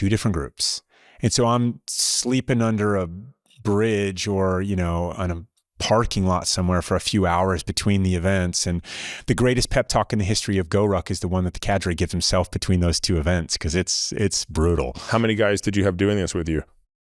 Hundreds. Now, I mean, we've put on 10,000 of these since 2010. Oh, but I'm saying how many of you were like instructors that were going to do both the Friday, Saturday? Oh, it was always just one. You and one? No, it was just me. Oh boy. Until you're training somebody else. And so then you have two of you, but they have to sort of do and shadow and be shadowed, and then they can kind of do it. And part of the thing is you can't believe that how much people are willing to do. Because when you're transitioning out of the military, and these are all special operations guys, you think that you have this kind of exclusive license to doing really hard things. And what I found is that there's people all over this great country who really want to do hard things, that want to sign up and say, send me. And they just didn't choose the military. And that's okay. I wouldn't have chosen the military either without 9/11. And so you've got these people, and man, the human spirit just burns so brightly. And it's such a gift to get to spend that time around these people. It's just magic. And you get to see it and you get to feel this transformation that they have as individuals and as a team. And it works because it's in the human terrain with these cadre who are well-versed in the human terrain and pushing people and training people and getting them to where they need to be as a team. And so, I mean, I was doing this all over the place. And then more of us were doing it and more and more and more. We got to where we were running, over 1,000, 1,200 a year of these. And then the pandemic crushed a ton of it. But so where did rucking come in is kind of the important part, because it was just a rite of passage. And it's like, you're never going to want to do this again, right? Rite of passage. Good. Thanks for coming out. But people started to say, well, how do I train for this? I'm like, no, it doesn't matter. Just show up and, take your licks, right? Yeah. But give me a sense of it. Like, what the people who are showing up, most people are completing it. Oh yeah. That was the point. What was the feeder to this population? Were these runners primarily? Like, so this goes back to what we tapped into. And the military was much more prevalent than front. I mean, I realized, when was the Afghanistan surge? 2010? Under Sounds Obama? right. Yeah, till 10 or 11. Yeah, under Obama. And so you still had this resurgence of kind of special forces in the media. And then I was leading a GORUCK challenge in Boston when bin Laden was killed. I mean, there's just this very front page prevalence, and people wanted to kind of be around that. And sure, but these people were what type of athletes coming in to be able to do something so extreme without training for it specifically? I'm just thinking of the little stuff. Like, if you told, I don't think I could have on my first day doing a ruck done this, simply because, like, just the amount of discomfort due to how foreign it was. So that was the beauty of it, though, was that it was a team event. So if I saw that you were struggling with your ruck, and I've done this. This is one of the favorite learning points that I had. I would get these people, usually big, strong dudes, right, who, have egos, because they're big and strong and they think that they should be the strongest and carry all the weight and they should never show weakness. And so there's this one event that I was running in Key West, and this guy, we were moving towards Index. This is like 12 hours in, and it has been brutal and it's hot and all this stuff. And I'm like, hey, we're moving. You're unable to keep up with this team. Give your pack to that person. He's like, nope, a real man doesn't give his pack up. I'm like, okay, that's fine. I go, so there's two courses of action here, right? The first course of action is you're going to give up your pack. You're going to submit to the speed that the team needs to go on to get to the index point now. And we're going to finish happy. We're going to have beer when we're done. It's going to be a celebration of life. The human spirit will burn brightly. The second is you and your ego are going to quit this event right now. And for exactly 60 minutes, not a minute less, not a minute more, this squad is going to do squad push-ups on this sidewalk until it runs like the River Nile with their sweat.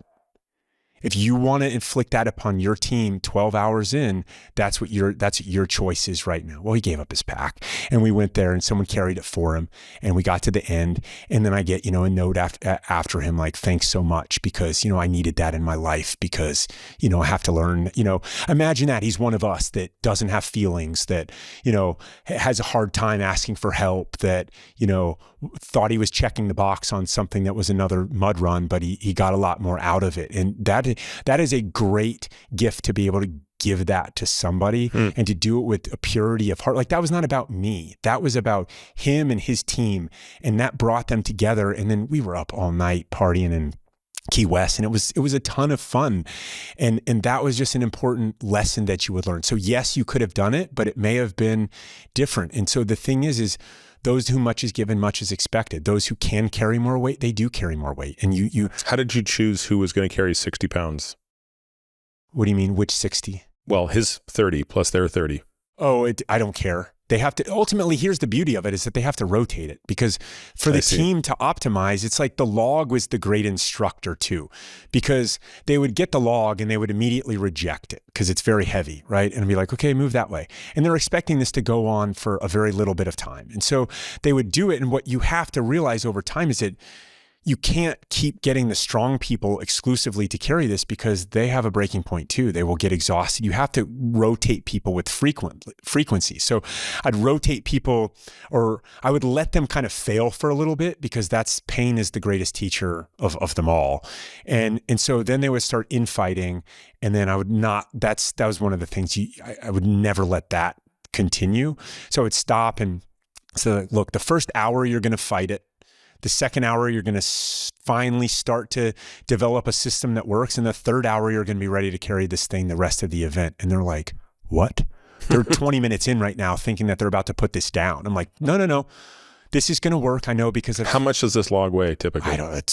It's whatever we could rip out. Yeah. I mean, they're big. I can show you some. They're big and they're always gnarly. You know, one side's way more. They're not telephone poles. One side's way heavier with roots and nasty stuff right into your shoulder and all that. And so it was. You know, there was a lot of learning points and teaching points, and it was very extreme. And it felt great. I felt like I had mission and purpose again. And that was fantastic, like serving others and giving back with what I had learned about building teams and personal endurance and overcoming and sharing that and teaching that to other people was very, very rewarding. And that was the foundation. So it wasn't until COVID that basically the idea of using rucking as the training came about, if I heard you correctly? No, so it started much earlier than that. Okay. So people started asking, how do I train for this? And I was like, doesn't matter. Just show up and take your licks. Well, then they started to self-organize. They started to form ruck clubs around the country where they would just meet up and people would go for rucks together. I'm like, that's insane. Who does that? You know, I mean, well, I used to do it, but you know, that's insane for you to do it. Right. And so they started to do that. And then they became kind of social clubs as well. It finds out that, you know, people are looking to be part of something bigger than themselves. They want to find friends that want to go do stuff. Not everybody just wants to doom scroll. Not everybody wants to, like, going to bars is fine, but going for a ruck and then grabbing dinner with the people that you know, that you talk to about your life and what matters to you, and you listen to what matters to them. That stuff is hugely important. And those are the lessons that I learned in SF and in Special Forces. And that's just what we saw from the community. And so it became this groundswell of, okay, so people wanted to self-organize. I mean, if those are easy tea leaves to read. You know, this isn't me inventing something. This is people saying, we want to do this independent of this company called GORUCK. And that is such a amazing thing to have happen. And so then we started building around that and saying, okay, yeah, let's. Because at this point, the company is an event running company that provides a pack. Yes, we developed, I mean, it took 2.5 years of figuring out how to develop the packs. We had, you know, internal sewers as well. We have a repair department called SCARS, which is where we offer our lifetime guarantee. I mean, we have the DNA of a manufacturing company as well. We just also have the energy of our own events company. It's kind of a weird thing that we still wrestle with a little bit. I mean, I don't on some existential level, because I can't imagine a world without both.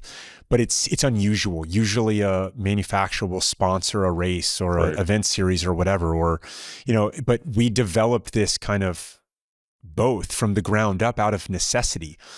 And so it sort of turned into, okay, well, how do I train for this? And then it was, okay, well, you know, what else can we do? And so we started to make longer events and harder events and heavier events and lighter events and shorter events, because you don't always want a 24-hour event like this or a 12-hour event like this. And so then it sort of started to be, okay, well, let's live that life. And then we have rucks, and we developed the Rucker, which was a pack specific for rucking, which removed the laptop, because you could put a ruck plate in the laptop compartment. But what we found was, if you do that at a GORUCK challenge and you drop your ruck and the iron meshes with that zipper right there, it's going to break it. And there's nothing we can do. No matter how well we build it, you can't do it. The zippers are the weak part in almost every piece of gear, no matter the gear. So we always use the best zippers, but you can't endure a crush load against a zipper like that. And so we removed that as a failure point for rucking and training, and the Rucker was born. And so then we had cast iron plates, and we've been messaging that for a while, almost a decade. Got it. So let's talk about the training, because this is where I think people, you know, who've listened to this podcast or, you know, heard me talk about it, I'm going to become a real fan of this. And I've talked about how I sometimes almost don't even include it in my tally of weekly exercise. If I'm adding up the number of hours in a week that I'm exercising, it's almost an afterthought to include the ruck, even though the ruck isn't a great source of exercise. But I often talk about how I sort of do it as, I don't know, I think it's kind of like mental health for me. Because it's the only thing I do without any other input, right? So if I'm in the weight room or on the bike, I'm either on the bike, I'm listening to a podcast. If I'm in the weight room, I'm listening to music or something like that. But this is something where I'm decidedly never carrying a phone. So I'm either just alone in silence, or I'm doing it with a friend or my wife or something like that. And I've really, really fallen in love with it. And I've yet to bring somebody on a ruck with me who hasn't kind of, if they haven't fallen in love with it, they've certainly come to appreciate why this is a great thing to do. And they've gone out and bought their rucksack and things like that. But certainly I get a lot of questions. And so I kind of want to go through some of these with you. So I guess the first question is, do you need a rucksack, a formal, because I have a Rucker 4.0. Yep. My wife has a Rucker 4.0. We have a spare Rucker 4.0 in the garage so that if you come over, we basically have 3 packs to rotate, tons of weights to slot in all different permutations.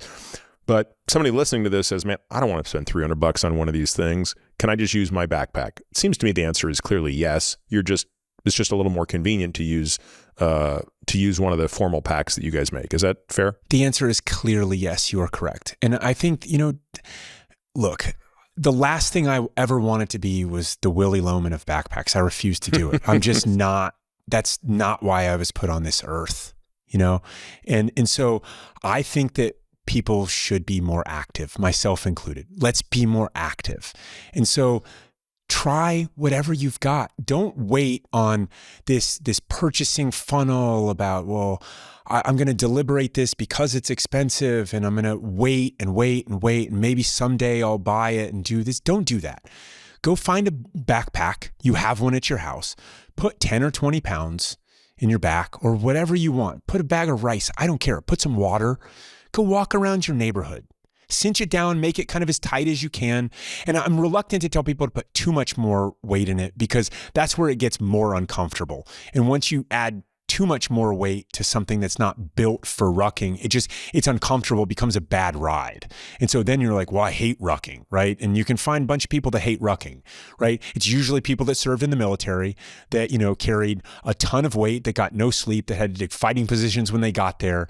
And, it's like wrapped up into this whole kind of universe. I'm talking about 20 pounds, 30 pounds for pick your mental health, physical health, social health. If you're talking to your wife or a friend or a loved one, start there. Don't give yourself any excuses that you have to go buy something because you have what you need to go get started right now. My kids use their backpacks and school books. Great. So they'll come with me and it's just so cute to watch them load up as many books as they can put into their backpacks. That's great. Okay, let's talk a little bit about some of the parameters around weight. Yep. So what guidance do you offer let's start with a person who is not that fit, but they're listening to this and they're like, you know what, guys, I'm going to give this a try, but they're not an athlete. Yep. They're not capable of, Herculean tasks at the moment. They can walk around, they could put in 10,000 steps of, but that's about the extent to their fitness. How do you start this person out? 20 pounds, try it for a couple miles. Okay. It's one of those things where this is completely different from running from the standpoint of if you are walking as part of your daily life, that is the same movement. You're not doing this thing where there's all this different gait and, new things with your Achilles or with the way that you land or foot strike or heel strike. It's so much simpler than that. It's just carrying a little bit of weight.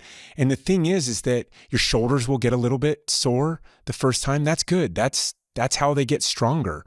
And so this should not be some crazy thing where you start out with, a third of your body weight or more, and you want to really see what this is all about. Start out simply. Go for a walk and see. It's so great to be outside. It is so great to kind of the sunshine and the wind and all of that. Those are additional benefits. If you want to start on your treadmill, start on your treadmill. That's fine. You'll get the physiological side of it at that point. But this is so simple. I mean, you get a little sore. If you want to go a couple miles, great, go a couple miles. Come back and try it again tomorrow. And what kind of guidance would you provide as you escalate the weight, and or if you're a person who's already kind of fit and wants to add this in? So there are some variables here. There's the speed that you ruck, and there's the weight that you carry, and and then there's the distance and the elevation, I suppose, and the elevation and all of this. And so, I mean, this is, you have to kind of listen to yourself, or what are your goals in this? I mean, if you're training up for a hike, this is a great thing to do. If you're training up for a hunt, this is a great thing to do, to just baseline, right? Baseline your fitness like that. And I mean, I don't think there's any reason to go out of the chute too hard. I didn't. I mean, I started out with minimal packs and basic training, and that's kind of was 45 dry was by the time I'd done a little bit of this. And it's 45 on 200 pounds is still less than 25%. I mean, we're not talking, and I was in really good shape otherwise. So there's no shame. Nobody cares. I mean, it's like if you come to my driveway and you work out or we go for a ruck, I don't care how much weight you carry. If you ask me how much should I carry, it's like, okay, great. Well, let's talk about your specific situation. If you're used to doing, if you're used to carrying weights, or if you're used to squatting a lot, or if you're doing the things that are going to kind of prepare you to carry weight, then great, try 30 or maybe 45 if you're really fit. If there's no shame in, start out with 30, go for a couple miles. What's the worst thing that happens? You're like, oh, I want to make that a little harder. There's no problem there. It's just getting out is kind of part of the joy, without such the pressure about, well, what's your bench press and your deadlift? How much exactly can you do? Just simplify it. Just simplify it all. What about the differences between a rucksack and a weight vest? So I used to use a weight vest to train for hunting trips. So I would put it between my shoulders and go up and down hills with that. But I know you've thought a lot about the ergonomics of this. So what are some of those differences? Yeah, and it was fun to see you and Dr. Huberman going back and forth on this a little bit. I think he had spent more time with a weight vest, and that actually inspired Michael Easter and I to go even deeper into weight vest versus rucksack. So an important thing is that weight vests are vital to the success of soldiers and police officers and those who are in those kinds of dangerous jobs. And so there's a component of train like you fight. If you need to be comfortable in a weight vest, if your job requires you to wear a weight vest to do things like stop bullets, that's really important. What I will also tell you is that people that wear weight vests have typically terrible posture because of it. It is just kind of a compression downward that doesn't really open up. There's less. In order to breathe better, you have to kind of create this cavity of air in the front of your belly, which the more fatigued you get, the more that you do that when you're wearing a weight vest. And so you're kind of hunching over a little bit. It's not good for what I would personally say. You want your spine to look like this. If you can, Dr. Starrett would say, you have to own your breath to own a pose. Well, rucking is no different. If you can own your breath, it means your shoulders are back and you can take a really deep breath while you're rucking. And so the weight vest is also, it looks a little different than a rucksack. You can't quite blend in quite as well. This is getting into the aesthetics less than the physiological response. But the rucksack is more comfortable. And I say that from not the standpoint of I'm trying to live more easily. I say that from the standpoint of I can put my shoulders back. It's posture corrective for me. So it rolls my shoulders back when I cinch it down tight, which for me works well to maintain solid posture that is the opposite of, say, lower back or neck curvature forward, which is more likely when you don't have that on your back. Now, one of the things that I remember from when we went out for a ruck last year was that you didn't use the chest strap, which comes on the rucksack, and you weren't using the hip belt, which is an attachment you can buy for $20 or something. I've played with both of these. I also do prefer not to use the chest strap. I find it actually makes it harder to breathe. It does. And so I actually prefer to have it wide open, which means there's a little more pressure on my shoulders, but that's a worthwhile trade-off because I have unrestricted breathing. But I do quite fancy the belt. And I just recall you weren't using either. Is that just a throwback to your days of the use case you referred to earlier, which is, look, in the military, I wasn't going to wear a belt because it would get in the way of me grabbing a magazine? So I did grow up like that with my rucking, where we just didn't use hip belts. And, you know, I mean, for a hip belt there's a but coming. And the but is for, you know, the fit for me when you start to transfer the load around your hips, it kind of reduces some of the stability that I have with the weight and the way that my shoulders go back and the way that I breathe.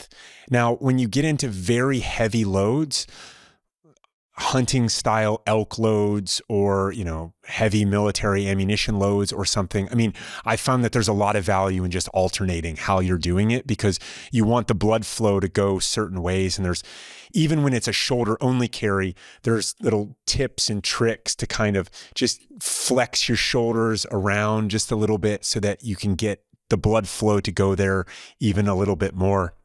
But it's just not a comfortable thing for me. And so I don't use it. And what you find is that for the load to actually transfer, it can be at odds with how much you cinch the rucksack down. Yeah, you can't cinch it down much on the shoulders if you want it to be cinched tight on the hips, is what I've found at least.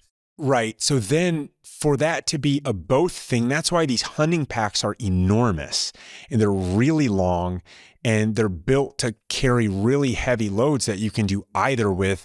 For me, it's just not quite as practical, and I prefer the feeling of the shoulder carry. I mean, they taught us high and tight on your back is where you want the weight, and stable always. So whether you use our stuff or whatever you're using, you want it to be stable. The more that stuff is shifting around inside of your ruck, that's where you're going to, you have the opportunity to, okay, you step on uneven ground and then you go a little bit too far this way and then you tweak your back in the wrong spot or your whatever it might be. You don't want that. When stable is exactly how you want it. And so I really like that feeling of stability high and tight on my back, just right up on my shoulders. So would you just sort of suggest that folks muck around with this and figure out what feels best to them? Yes, absolutely.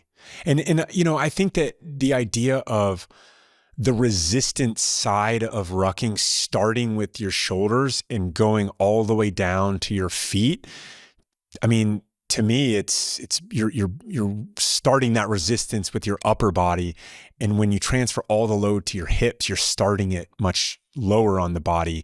And so it's different strokes for different folks, just like my grandmother used to say, and people like it certain ways depending upon how the fit is. And, you know, but there's no, especially at lighter loads, you know, people who are, say, used to carrying book bags or they're used to doing these types of things. I mean, you're used to carrying that on your shoulders. You've already prepared yourself. This is not you're walking in your part of your daily life. You're training for this. You're ready. And so there's this idea of kind of just ride that through. And as you get more weight, say you start to get up to 45 or you start to maybe max out at a third of your body weight, then you can kind of, it puts more pressure on your system, your technique, and you might want to transfer the load or you might want to do it a little bit differently. I mean, if I do really long, really heavy rucks, I will occasionally use the sternum strap in the front because it's going to take some of the load off my shoulders, which allows the blood flow to come back to my shoulders and my hands. And that then lets, you know, it just gives me that little break. And then I just kind of continue with the mission. And so for you nowadays, how many events do you lead in a month typically or in a year now? I don't lead a lot of events. I do a lot more of, I mean, I have people over to my driveway every weekend when I'm home, and, you know, people come over from the community or we run events, you know, out, like what it means to be a GORUCK event is certainly broadened. We've decentralized a lot of the, hey, work out like this, bring the people together in the parks, bring the people together in your driveways. This doesn't need to be so complicated, and go for rucks and wherever you want to go. And so I do that a lot, but I don't know, I probably only lead 20 events a year now. You led one in Normandy, didn't you? I did. And we're going back next year in May and June for the 80th. So tell me about the one you did. Was it for the 70th? We went for the 75th. So we have different kinds of events. The one that my wife and I did together, it was a 75-kilometer ruck only, which was about 50 miles. And it started at Utah and it ended at Omaha. And when and it passed through, you know, all the things that you saw in Band of Brothers, the cities, Point to Hawk. Did you do it on the beach or did you do it above the cliffs? You can't do it on the beach. Yep. So you've got to go around to the cities and then around the kind of inlet. And then you come up, and almost at dawn, we were at the German cemetery, which is black tombstones. And you walk around, and, you know, it's obviously it's one thing to know that we were on the side of right and justice, and God bless those men and everybody in our country that had any part in that war, because we did right. You walk around that German cemetery and you see 16, 17, 18-year-old kids that are buried there. I mean, it's just another perspective that you get from seeing that, especially that far in. And then you go to Point to Hawk and you see where the Rangers scaled that wall against those machine gun nests right there. I mean, it's just the amount of sacrifice that's gone into this. And then from there, we handrailed the final piece from Point to Hawk to Omaha, which is my favorite ruck on planet Earth. And it took us to Omaha. And then the American Cemetery is there. And I think that's the most American place on planet Earth.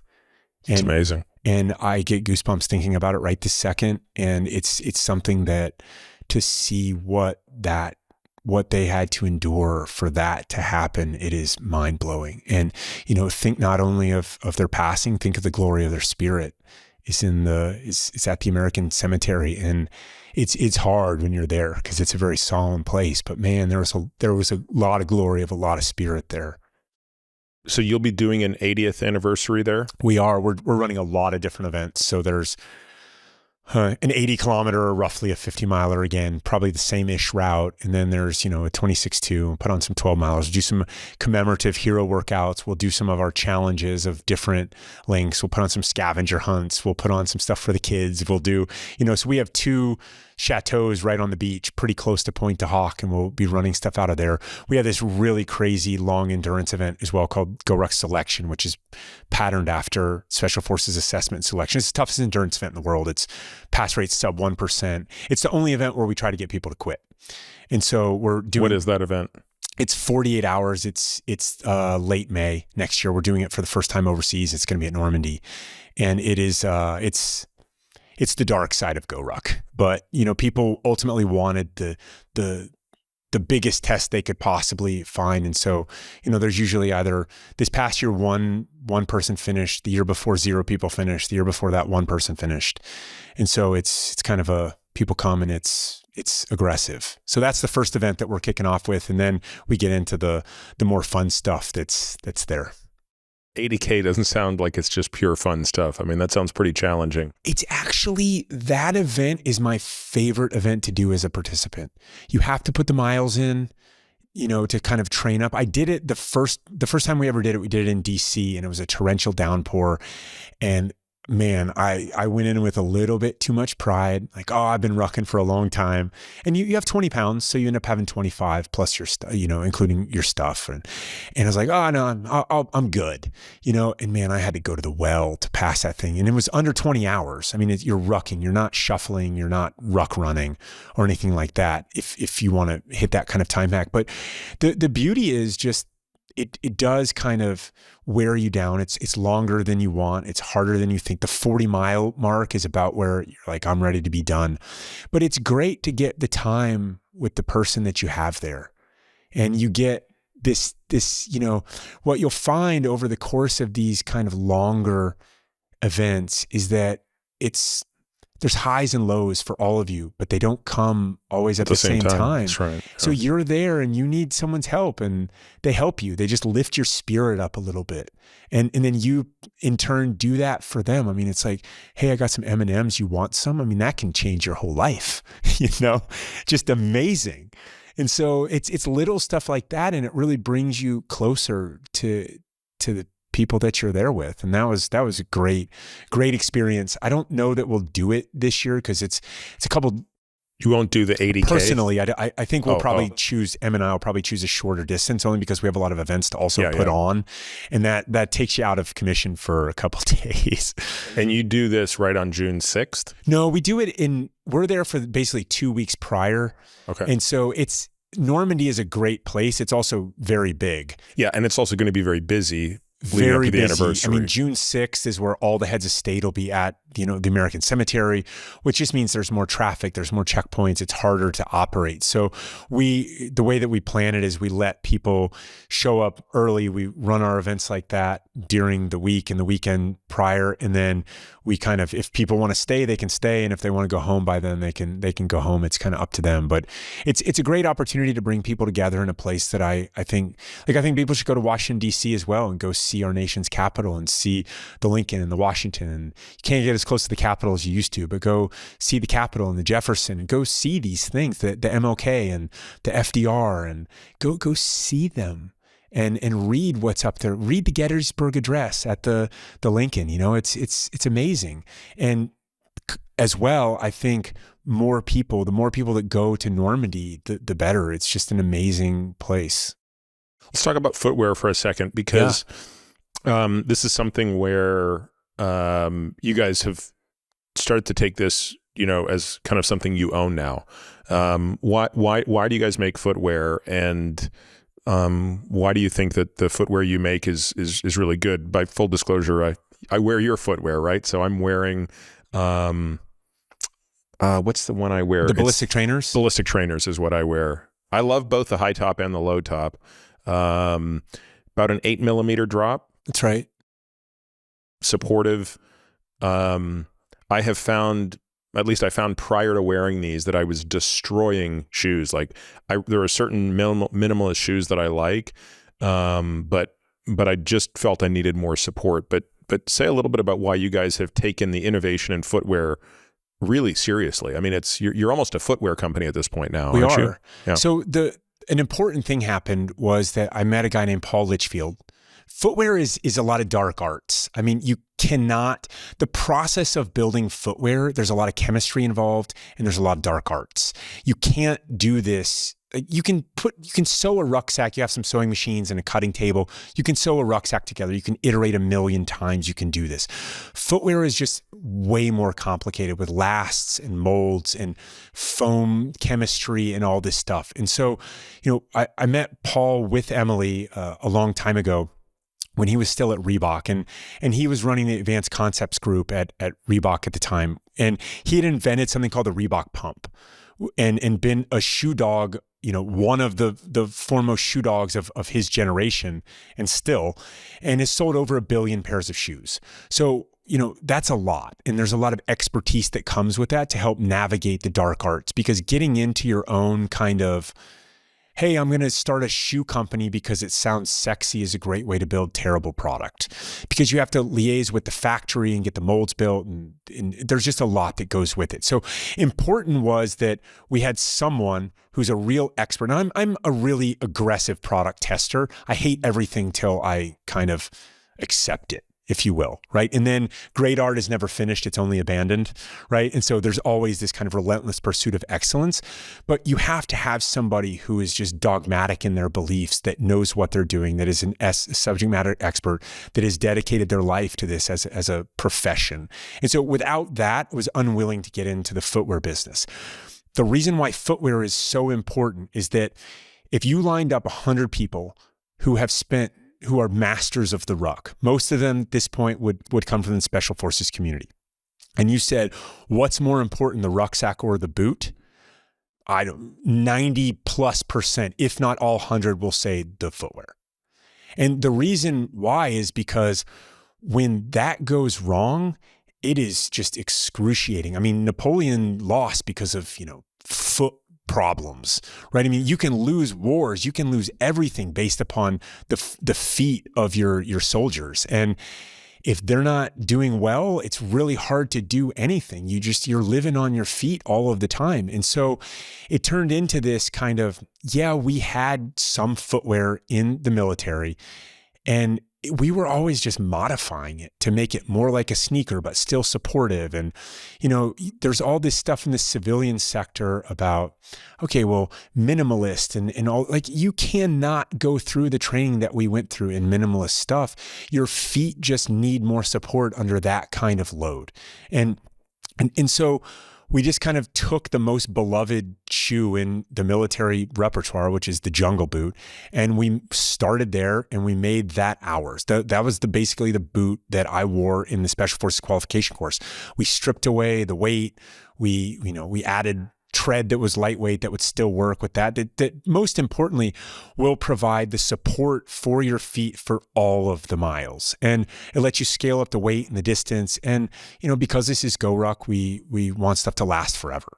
I mean, it doesn't, but we want it to last forever. And that's how we build it. And so that's just in our ethos, and we're uncompromising about that. So we were unwilling to do it unless we could build best in class, world-class product. And we wanted to solve a real world problem, not just a stylistic problem like, oh, this is going to be a cooler looking shoe. That's a terrible problem to solve, right? The problem is you live on your feet and you're carrying weight of any amount, volume, distance, whatever it might be. And we need to build something around that. And that's a harrowing task, because there's all different facets of how people carry. And is it off-road, or is it, on trails? How did people grow up? I mean, you look at how Born to Run kind of ignited the Vibram 5-finger, which I call the 5-finger death punch when I would see it at events, because people would just destroy themselves when they would wear this because they're so unsupported with so much weight for so long. And, people just don't know. And they are looking for answers. It's like, what's going to work? And if you're carrying weight or you're living on your feet, you need supportive footwear. That's the deal. Yeah, I love my minimalist footwear, but I have learned, I would say the hard way, that that rucking is not the time for it. My daily drive's about 50 to 60 pounds, and the amount of foot problems I was having, especially someone like, I have very hypermobile feet, so that makes me, it seems, even more susceptible to injury on uneven terrain with that much weight. So, yeah. So maybe talk about the ballistic trainer versus the boot. Like, you have a couple of different models. How would you help somebody navigate those? Yeah, we do. I mean, people do make decisions based off of how things look or how simple they are. I mean, we come from a Special Forces background, so we have stuff the boots are inspired by, our jungle boots that we used to wear. We just sort of strip them down, and then the ballistic trainers started out as kind of the best garage gym shoe on the planet.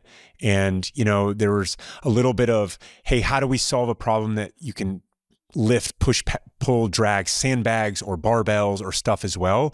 But this is GORUCK, so you need to be able to ruck in them as well. And, at that time, CrossFit had started out with a really minimalist drop for lots of different reasons. But, I don't think many of them very good over the long haul. And we came in with an 8mm drop shoe and said, this also happens to be the best shoe for CrossFit. But for us, it's also the best garage gym shoe, and you can ruck with it and live. You can live in your feet with this ballistic trainer on as well. And the drop does matter. So basically the rucking offset or the heel lift, as it might be. And, that's how you prevent things like shin splints. And it keeps the Achilles a little bit safer. You take a little bit of that strain off it. The thing is that you can argue philosophical positions forever, right? Like you should have a stronger Achilles and a stronger shin and a stronger foot. And the word should is not really very useful. The thing is that people grew up how they grew up, and there's a lot of asphalt, and people weigh what they weigh. And the more that you weigh, the more strain you're putting on your feet with every step. And how do you walk? And, all of those things. And so, yes, I think it's important to actually strengthen your feet as well. Walk around your house barefoot, do whatever, right? But when it comes time to perform and you have a lot of weight, you need to support your foot has 3 arches. You need to support them all over a lot of dynamic movements, pavement, uneven terrain, whatever it might be. And there's a lot that goes into doing that successfully. And so the stuff that we build is designed for that. Yeah, I do most of my activity barefoot, but I don't do, I take care of my feet when I ruck and when I do kind of my heavier carries and stuff like that. So that makes a ton of sense. What are the most common injuries you see in people who ruck, and what are the steps that you recommend people take to mitigate those? I mean, you see a lot of, if you do it at lighter loads, you don't see a lot of injury. And you've seen this proven in special forces training. I mean, the number one cause of injury is running, and there's no close second. Lifting is number 2, and marching is way down the list, right?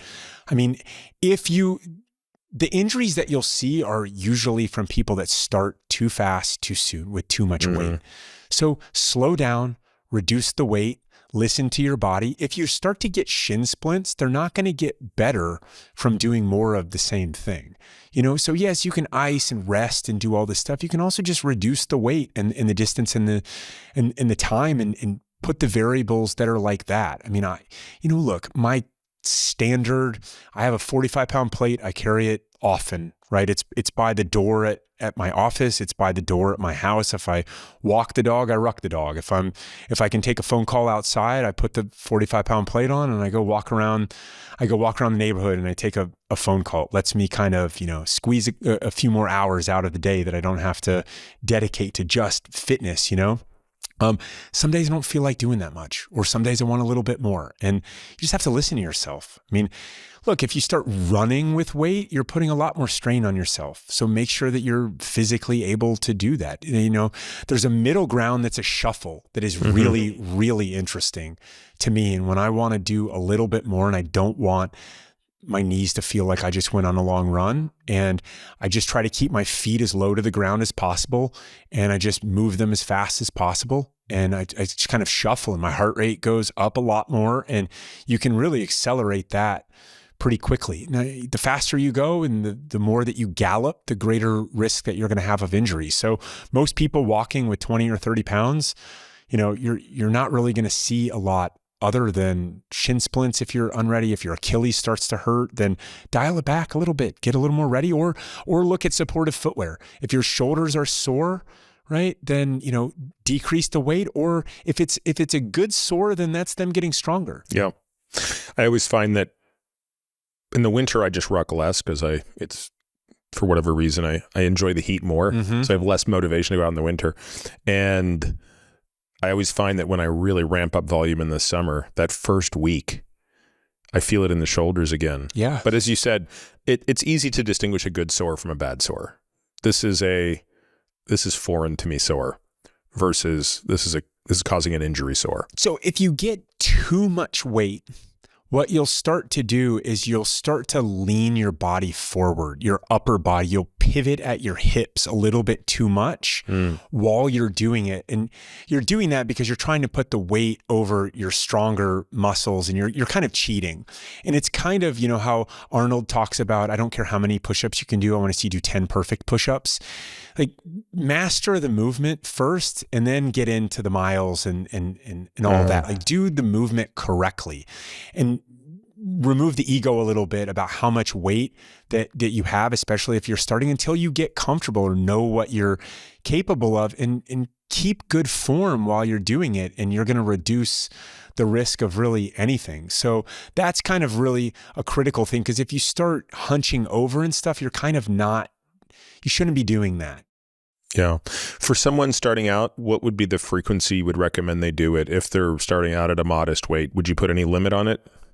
I mean, it's so much is subjective around, well, what's their step count? And, do they work out otherwise? I mean, try a couple miles a couple times a week. I don't know.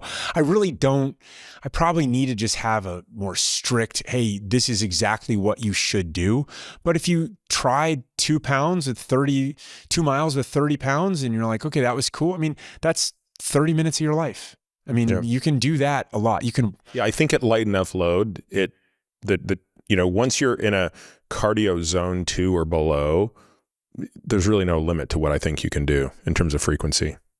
I mean, yeah. So you're the expert. What do you? I mean, that's my feeling as well. I never. So people always ask me, "Hey, Peter, when you're doing your ruck, is that a zone 2 workout for you?" And the answer is no. It's a zone 1, zone 4. But it's never just. I'm never just a steady state heart rate of 130 to 140. At least I just haven't. The only way I can do that is the ruck shuffle. Mm-hmm. So remember how we do our ruck and we end up at that track at the school? Yeah. There, I can get into zone 2. If I do a shuffle, I can titrate the speed of the shuffle to zone 2.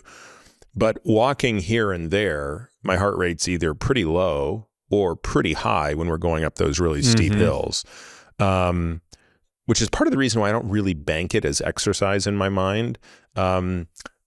What I really enjoy are those pushes up the hills, because then you're kind of getting that VO2 max. Yep. And I really like the walking down the steep hills, because you're really working on how do your brakes work. And brakes are the things that fail when we age. And so walking down a very steep hill, and we have a lot of them here, with weight on your back is a really good way to train eccentric strength while the muscle is lengthening. So would you recommend going very slowly while you do that? Or is there any value in increased speed while going downhill? Because I don't think there's a value in increased speed going down. I mean, the only athletes I know that do that are sprinters do that. Yeah. You know, sprinters will do downhill running to teach the muscle, like how fast the legs can go. I think the risk reward for a normal person like me is not there to justify it. So I'm not going incredibly slow. I'm just going at what I think is the safest pace possible when I go down. Whereas going up, I'm really limited by my cardio system. I'm basically going up as fast as my lungs will carry me. Because the way down hurts my knees more. The faster I try to go, my wife was a really, really good runner. And when we would ever go for runs, she's like, you got to make up speed on the downhills. I'm like, I'm just not willing to do that on a training run, if you will. And it's the same thing for me with rucking. I know what you're saying about the brakes. It's you can transition it into kind of it's a leg workout on the way down, unless you're sacrificing. One of my favorite workouts, and I don't do this often because this truly is a workout, is a heavy 80 to 100 pack. And where we live, there are 4 short but very steep hills, and it's an up and down of all 4. And that's it. So walking there, and then an up, down. Yeah, there's 4. And that is brutal. Michael Easter and I have gotten into this 100-pound 1-miler thing, and it is a thing.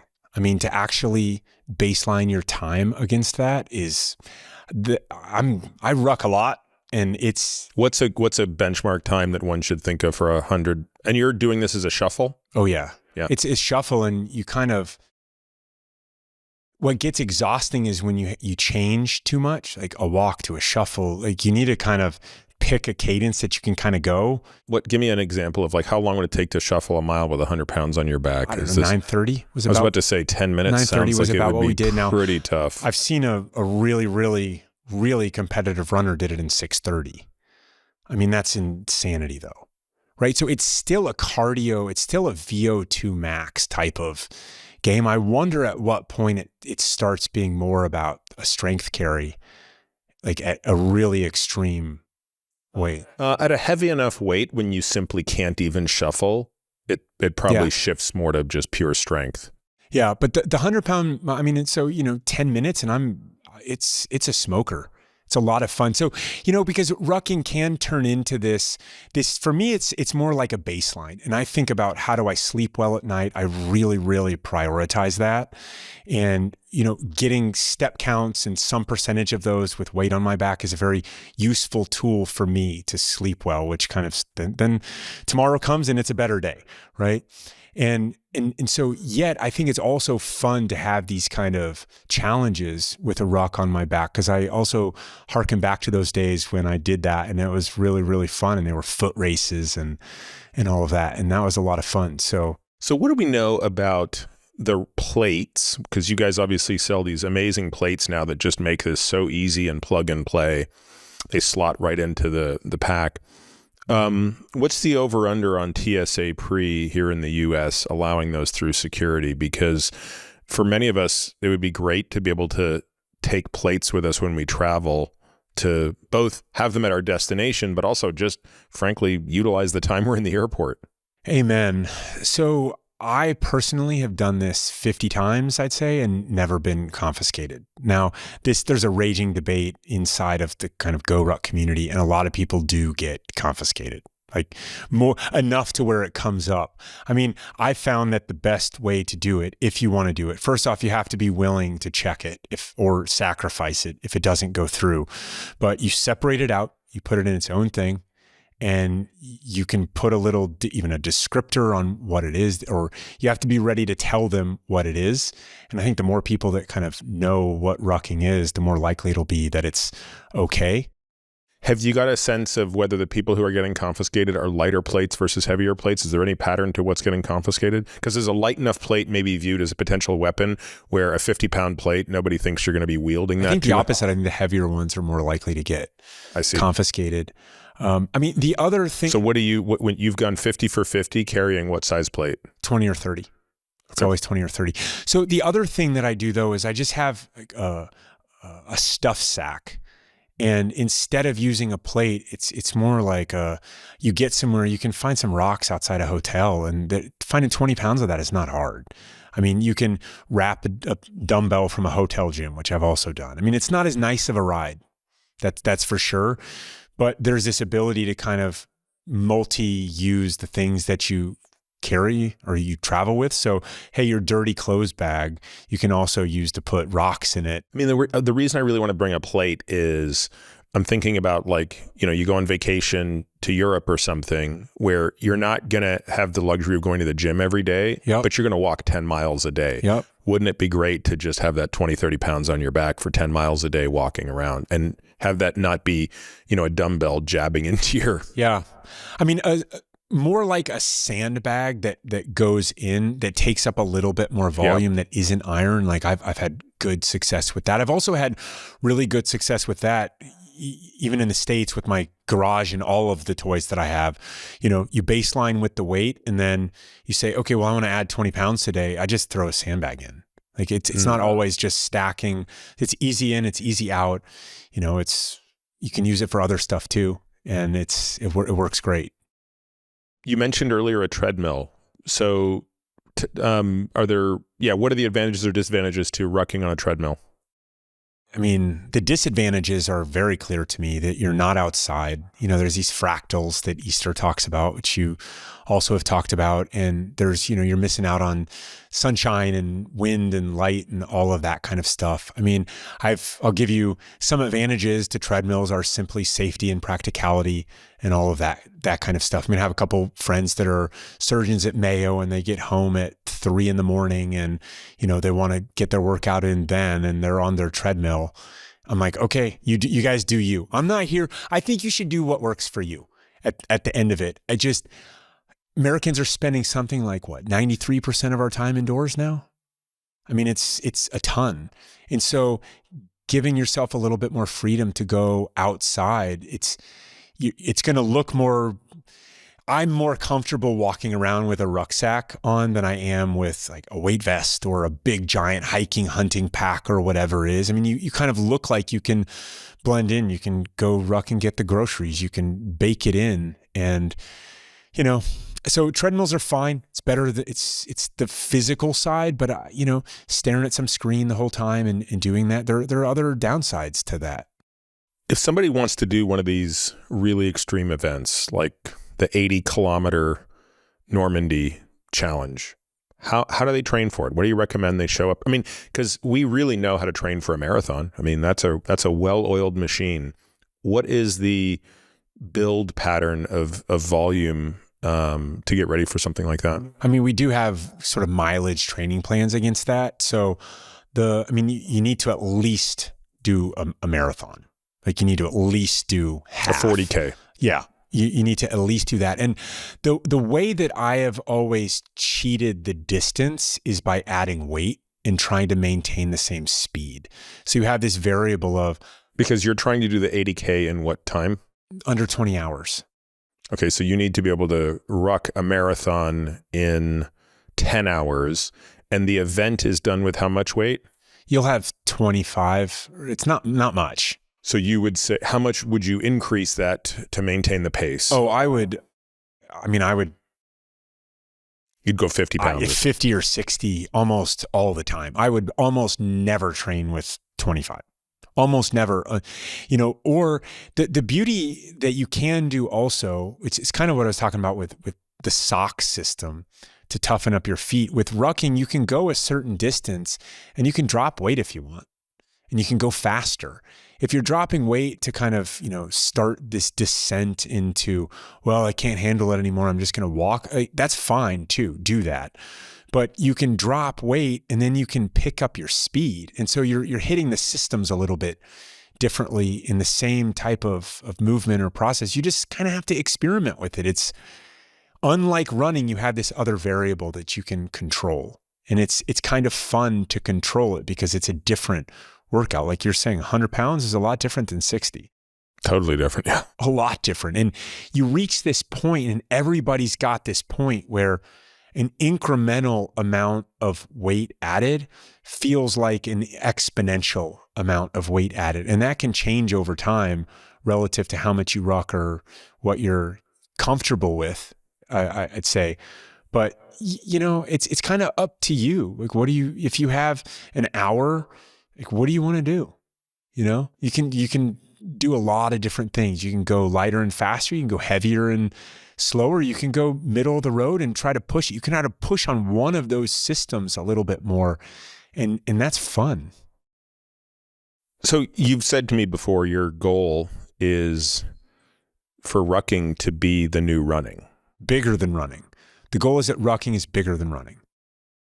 What's that going to take? Well, we're in the early stages of it. I mean, first off, it takes awareness that people are actually rucking. So everybody that joins the military is rucking. So let's start out. Now you've got millions of people, right? You go to airports. I mean, I don't know, roll bags and like stacking stuff so that everything is easy all the time. Like you sit on a flight for 10 hours and then you stand on a walking escalator and then you go sit at your gate for, no, don't do that, right? Put everything on your back. You have hands-free movement. That's freedom. You can do this in an airport. You can do this while you're traveling. It's going to make all of your adventures better while you're doing it as well. You're training to climb the mountain in the airport right there. You're training to explore the city with by any time that you put a ruck on your back. Go to Europe, which you're mentioning. It's cobblestone roads. There's narrow sidewalks. Roll bags are just not, it's just a ball and chain around your life. And so the first step is to just say, this is better because, and to get people to kind of buy into that. And then there's just the physiological side of this is extremely healthy for people to do. And I come at that from a baseline of activity. The best things that you want out of life require passion and energy and activity. You have to do them. We need to be people who do things. And the more that you do, the more confident that you get doing things.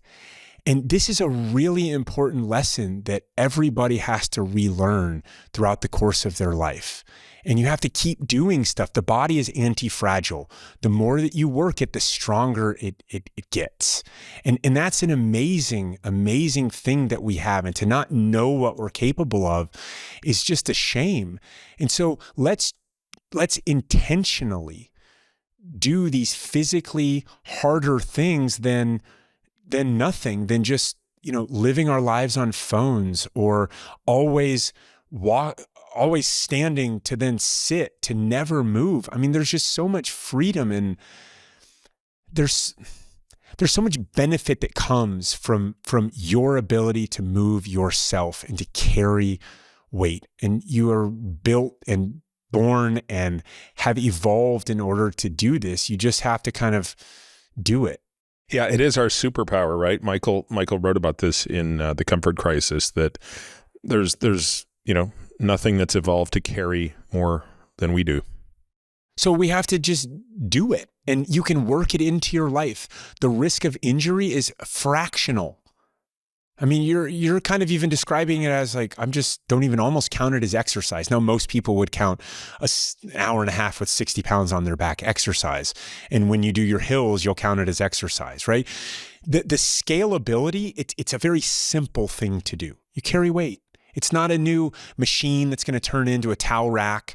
It's not Mr. Spandex yelling at you through some screen on a bike, right? It's none of these gimmicks. It's not a new band. It's not a new whatever. It's so simple. This has been going on for millennia. It's why humans exist. You know, this has been proven by the Roman legion.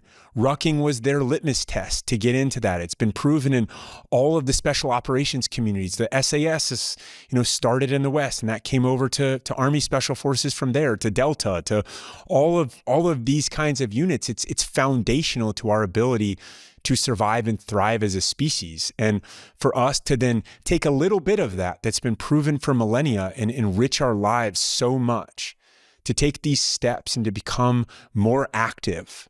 It's such an unlock in our lives when you take this kind of responsibility and you say, I want to be a more active person. And all of a sudden you're around active people, and then you're figuring out, how to move forward. And that's just, I want to die with my boots on, moving forward up a hill somewhere, and that's my hope and my goal. And part of that is physical maybe, but part of that is also metaphorical. It's very much tied to a mental outlook of life. Do you want to kind of take your two fingers and roll your bag onto the walkway and stand there and then go find a seat and sit down and stare at your phone? Or do you want to take life take the bull by the horns, right? Yeah. No, one of the things that we do with our patients is talk about this marginal decade. What are the activities you want to be able to do in the last decade of your life? And we want them to be noted very specifically, right? So these have to be quantifiable things. And, I want to be able to ruck 3 miles over uneven surface with 20 pounds in my back in the last decade of my life. I have a feeling you'll be doing much more than that, but it's, to your point, it's a really beautiful thing to be able to do. And I'm so grateful for what you're doing. And I suspect that we're really on a both positive first and positive second derivative of the appreciation for this and the adoption of this. So I suspect that this time next year, you'll be looking back saying, I can't believe how many more people are doing this. There's been times in my life where I felt like I'm completely crazy. It's kind of the entrepreneur's journey, and I'm not asking for any kind of sympathy. I've chosen this path of my own volition, and I'm grateful to what has brought me to this path. And there's other times in life I know that that's not how I want to live a life, right? Like we're all meant to be part of something bigger than ourselves, and we're meant to have friends and spiritual soulmates and people who are fighting the same fight without this transactional approach to the world. Like, you want to believe in the human spirit in other people. And it's been very uplifting for me at a very deep level that you've embraced this and just lived that life and have told people that they can get a lot out of this as well. And like it gives me more strength to drive on with this mission that is near and dear to me. And this is a mission so near and dear to me. It comes, we tapped into this. We didn't invent it. It comes from this long story that I have with 9/11, this terrible day happening that eventually helped me find enough courage to join the Army, that somehow these guys who had fought in the invasion of Afghanistan put me through some gauntlet, that somehow I passed and measured up to their standard, which is very humbling to do, that then I served with these people who had been there and done that. And they taught me so much. And what I left was this overwhelming desire to pay that forward because of how much I feel that I owe everything that I've been afforded. And so that can become a very lonely journey at times, though. And it's been amazing to have your just activity, your support in that, and kind of, I don't mind being crazy, but I'd rather be crazy if you're also crazy, if that makes sense. I'm happy to be crazy with you. Jason, thank you so much. It's been great spending this time with you today. And again, thanks for what you're doing. And I hope that a lot more people after listening to this are going to kind of dip their toe in the water. And I suspect that they will experience not just what I've experienced, but what everybody I've dragged on a ruck has experienced, which is, I'm going to go do that regularly. Thanks. It's been wonderful to chat with you. I appreciate it.